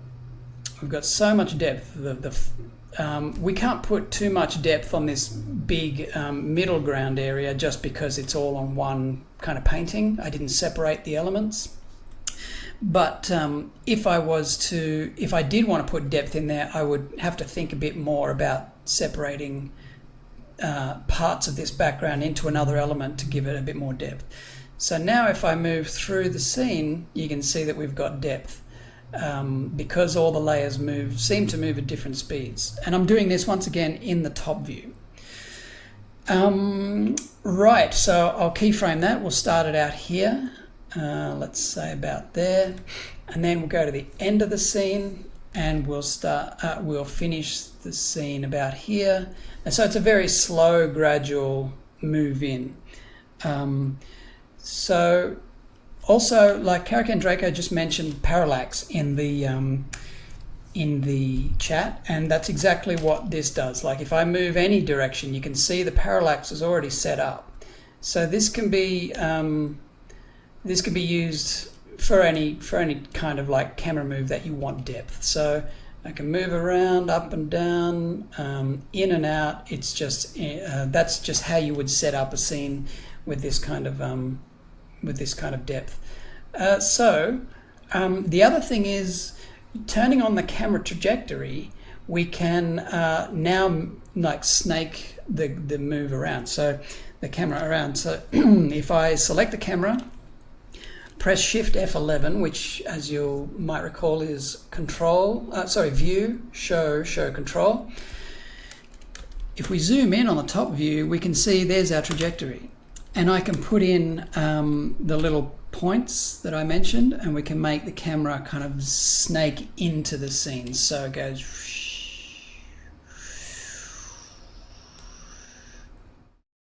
So we get all that movement in there, and that's just so nice to be able to do that and not have to worry about keyframing the camera. Right, I think that's it for the camera. We can rotate, we can scale the camera. Let's just quickly, what I wasn't sure of, if I maintain size on the camera when I move it, what happens? Whoa! Wow. Okay, so it's moving the camera.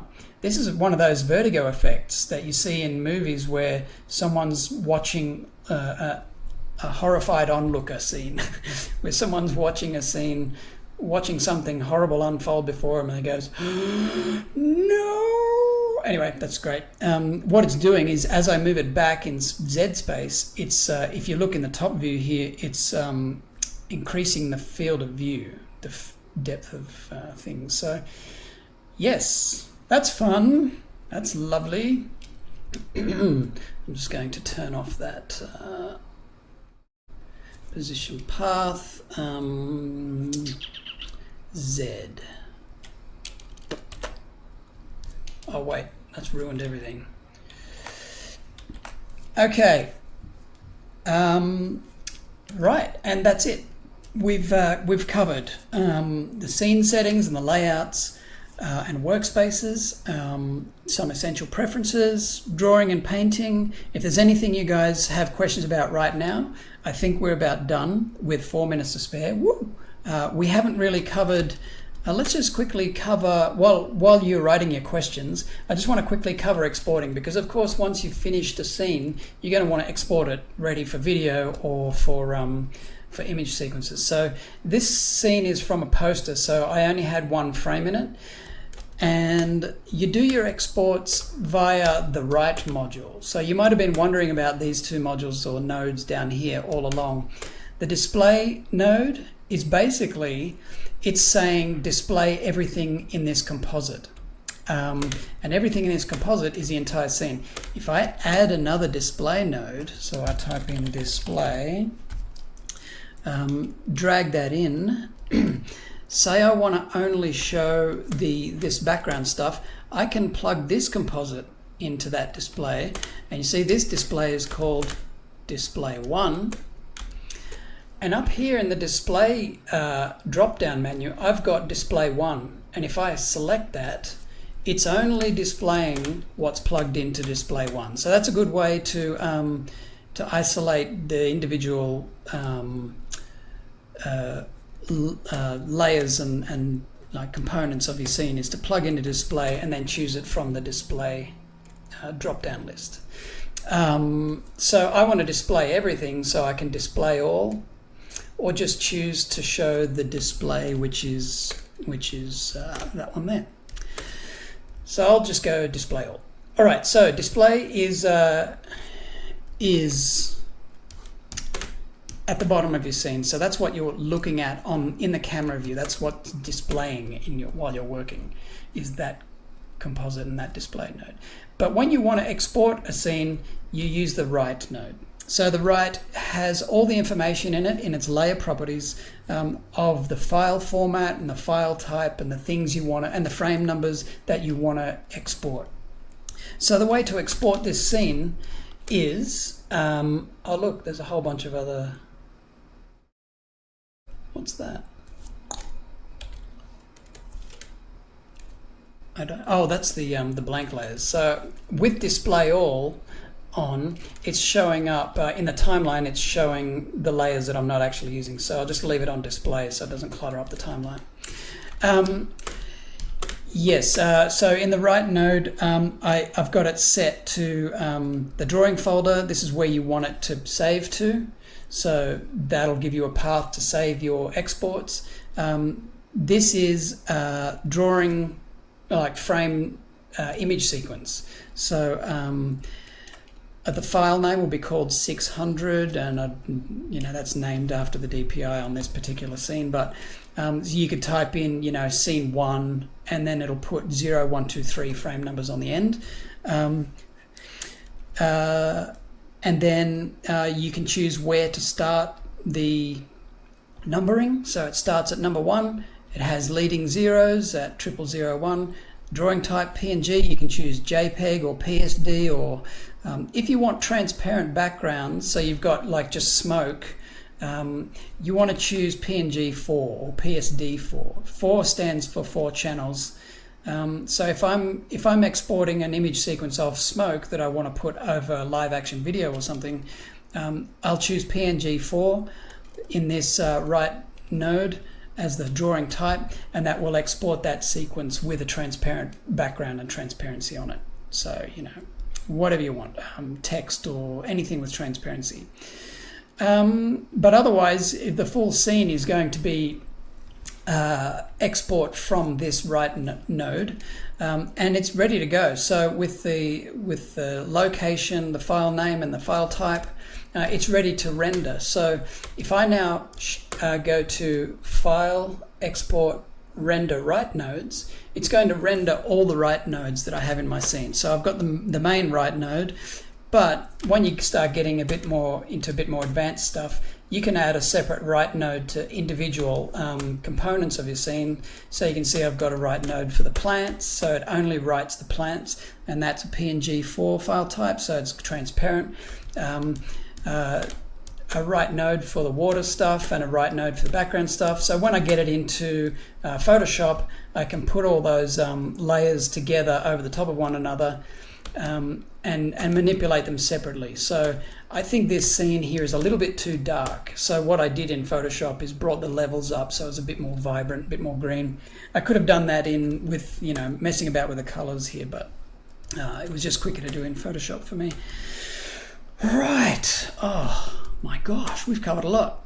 Now, to export that, go Export, Render Write Nodes, or Control-Shift-Y. So when you press Control-Shift-Y, and we are 2 minutes over, that's fine. When you press Control-Shift-Y, you can choose to export all the frames from frame 1 to 20, or you can just export selected frames. So you can choose from 1 to 1, and that will only export the first frame. And then you can go and look at your render and see if that's looking good. So I'll do that now. So render frames, frame 1. This is only 1 frame. And if I go into my scene directory, it's all glitching because of the render, but we'll wait for that to click through. Almost done. If I go into my scene files,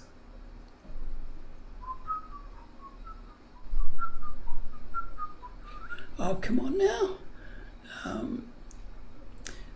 So this is rendering this one frame 1, into the scene directory, and there's already a frames directory here. So if I open that, these are all the layers that I actually exported before, by the way. So what?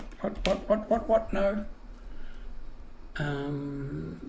So yeah, these are all the separated layers. It's showing too big. So options, no, view, display, fit images to window.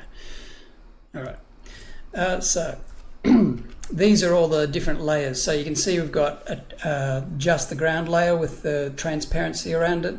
Then we've got just the trees and bushes. That's all transparent behind it. So these are all my different layers, and that's kind of like the layer that I finished with, the kind of scene that I finished with after I put it into Photoshop and brought the levels up a bit. So if anybody's got any questions, hit me. But if not, we are done. If you wanted me to show you anything in particular, I'm happy to do that. If you want me to demonstrate any questions or problems that you've been having. Karakan Draco asked earlier on, why would you change the color by tint and not just in the color properties? The problem with that is, you can just adjust the color itself. So if I wanted this tree to be more vibrant green, I can just adjust the tree color. So where is that? Trees. I gotta find it. Tree crown. Yep. There it is. So if I wanted to change any of these colors, I can find them in the palette, and that's it there, and I can just turn it up now to be more vibrant green. But the problem is I have to do that with all of these colors, and often it's better to just work with the colors that work for the scene, which is pretty much what I've done here, and then work on the overall scene, so you're not messing with individual colors. So if I want to bring the vibrancy of this tree up, I could go in and manipulate each color differently, or each color separately. But I'd prefer to manipulate there's another way, and that is to use the tint panel. A tint panel will allow you to adjust color values. If I go into palettes, tint panel, this allows me to adjust several color values at once. So if I scroll down to Lemony Weed Tree, where is she? Lemony Weed Tree Crown, crowns. So this is the tint panel. I can select these colors here, right? And I want to bring up the values of this particular tree. So I've selected all those colors. I'll turn on preview in the tint panel. Put the amount up to 100 so that whatever I do, it'll show 100% of that change. And now I can move these sliders. So if I turn the alpha of the tree down, it updates these colors and puts them all down to, adjust the alpha on all of those. I can bring up the saturation. So the tree is now getting greener. I can bring down I can turn it into an autumn or a dead tree, or, a blue tree, whatever I want. And it's comforting to know you can just reset these values to 0 to reset. You can also just hit the reset button here, which removes all the adjustments that you've made to the thing. So reset, and there you go. Go back up to 100. You can also choose to blend the values. So if you want these tree colors to have a little bit more red, I might just choose to put that up to there. Oops, what's happened there? Red. I might just choose to move the red, and you see it's automatically moving the hue saturation value things around. So yeah, you can play around in this view, and once you've decided on a color, let's say I've decided on a blue tree. Oops, reset. Let's decide on a blue tree. Come on now. Right. If I like that, and I like, that this is going to be an irreversible change. Well, not irreversible, because you could always come back here and tweak it more. But now I can hit apply, and this will, change those color values permanently. So I'm not going to do that, of course, but that's one way you could adjust multiple color values at once. Right, so what didn't we cover that you would like to know? To export an actual, we didn't cover sound, okay? So that's, the whole lip sync and character rigging and all that kind of stuff is kind of what you would move on to once you get moving. And these sessions have been designed to get you moving in Harmony. So I hope it's been helpful, and if you've got any questions, please let me know. I will be streaming every weekend for the foreseeable future. So if you have any questions after this, feel free to come back to Twitch next time I'm streaming and ask the questions, and I'll be happy to demonstrate. I'm going to I will. I'm not going to end the stream just yet because I know a couple of other people had questions, but otherwise we're done here. And thank you very much for coming and watching. And good luck with your harmony stuff. Goodbye. Goodbye. And hi, I'm back. Right. What do you want? What do you want me to do? Do you want me to do something? Close. Discard. I'm going to open up the throwaway scene again. Let's do that. And yeah, I'll stick around for another, however long. If there's no questions, then bye. Thank you for coming, Soul Girl, Karakan Draco, those people who normally come to my streams to watch me actually work and may not be interested in actually using the software. Thanks for coming and thanks for the support. I really appreciate it. I love you so much. For everyone else who's come to view, thank you too for your support and I hope this has been useful. Hamshot, thank you so much. I love you too. You're fantastic. A niche question from Eric Thomas. Toon Boom only allows one license per purchase. Have you heard of anyone being able to use a license on a desktop and laptop at the same time? Actually, I think, I don't use the laptop that much, but I'm pretty sure you can.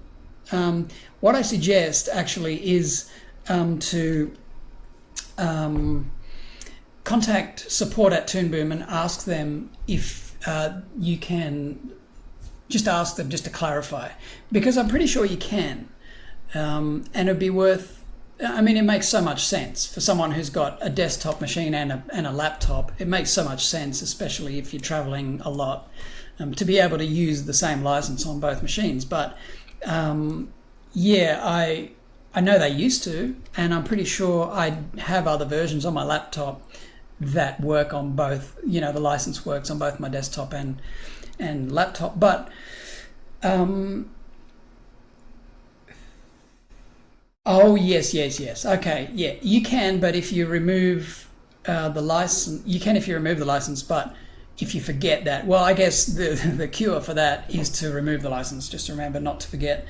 But I was sure you could actually use them on both.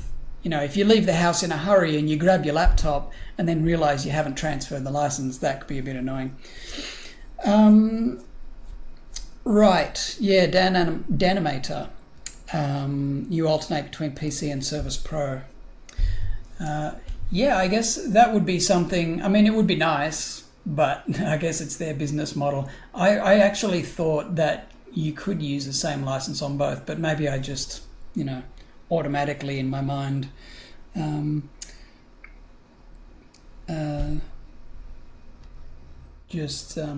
the license before I move.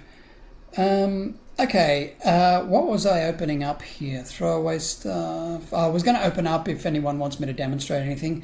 Karakan Draco asks, can I do the same with cutout and blur? You animated reflections, you can do the same with cutout and blur.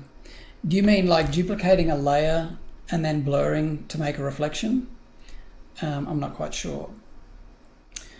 I don't actually do, Jazz McDaniel, I don't actually do puppet animation, and Toon Boom knows this. Before I started these sessions, I told them that I'm happy to do these sessions and teach the way I know to do things, but there are aspects of the program that I don't use, like cutout rigging and stuff. And also, to an extent, I don't really use the 3D import section, the import functionality very much. I have used it at times. If you watch my DCA streams, I modeled some 3D weapons and then imported them into Harmony to trace back. But as for actually rendering 3D models into your scene with all the textures and stuff, or all the materials or whatever, I haven't done that yet. And I know that Harmony 14 has some new 3D kind of like functionality that I haven't explored because I don't use that side of things. Like you said, I'm very much a traditional frame by frame animator, so that's kind of really all I can teach. The guy who was in here yesterday, Stacy Eberschlag, he is a, I feel weird saying that name because I'm trying to pronounce it properly, but he is a qualified or certified Toon Boom trainer, and he knows all that side of stuff. So if you wanted some guidance, maybe you could contact Toon Boom and ask to talk directly with Stacy, or have Stacy come and train. You know, he does travel around to train. I think he's in Asia somewhere at the moment. So, Karaken Draco, to move blurred cutout parts of something. So, for example, transparent parts of the smoke that not only move but animate. Oh, yes, okay. Yeah, I mean, once you start playing with effects, and especially once you get your head around the node view and get comfortable, you know, plugging things in and moving stuff around and creating hierarchies of effects, you just experiment, you know, from dusk till dawn. It's just, you know, it's so much fun just experimenting with effects. So if you have an idea about an effect you want to do, you can build on, you know, you just start with a blur, then use a cutter, and then blur the cutter, and then maybe you want to add a highlight to the blurred cutout result of all that, and then maybe you want to put a refraction warp on all of that. So you're just building a network as you experiment. So yes, anything. I don't think Toon Boom can't do anything that I've wanted to do yet. There's not much anyway. There's a couple of things where I thought, you know, especially when it comes to particles, there's a couple of things I'd really like particles to be able to do, but they don't do it, which is a bit of a pain. But it's not really a pain, it's just me being, you know, my Christmas list is a bit too long. Right. Jazz McDaniel, off topic, yes, the Apprentice animated short has been a work in progress, stalled work in progress for years now. That is, for anyone wondering, it's a class kind of project that I was doing with the Baidi Castle Effects students on my website. So if you're a member of the effects course, we were collaborating on a short that the reason it stalled is because I encouraged people to volunteer for various tasks, and it kind of became apparent that all the people volunteering were not necessarily that great at what they wanted to do. They wanted to learn, but we wanted to get the project done. So rather than, you know, that would have been really taken a long time to actually animate and bring them up to quality, or just me animated it myself. So that's where we kind of fell over, is where I started to animate all the scenes myself, so all the character that is, and then was going to hand out those character scenes so that the students could put the effects on top, because that's what the idea of the whole short was, so that students could do the effects on a short. And then, you know, as is always the case, when I start a project, it has to take priority somewhere in my list of projects. Speaking of which, I have to go really soon because of my Bob's Burgers deadlines. So I've got to get that. Right. Yes, you're in the course. Have you still got access to that? Because if you're not subscribed anymore, if you took it ages ago, then you should still have access. So let me know if you don't, and you can jump back in anytime you like and visit the forum and post more work if you'd like to. But I think that's where we're going to end it. Thank you very much, everybody. Next weekend, I'm going to stream my work on Dice Camera Action again. I had to give it up this week because of my Bob's deadlines and these streaming sessions. But yes, and yes, Eric Thomas, I work on Bob's Burgers. I don't animate. I'm an assistant director, so I do lots of storyboarding and thumbnailing. So it's an excellent job. So there we go. We're done. Thank you very much, everybody. Also, there will be more of these harmony sessions. So my agreement with Toon Boom is to do a couple of sessions a month. So next month, I'll probably do this again. So until then, or until next week, I'm getting a bit croaky. Thank you very much. Goodbye.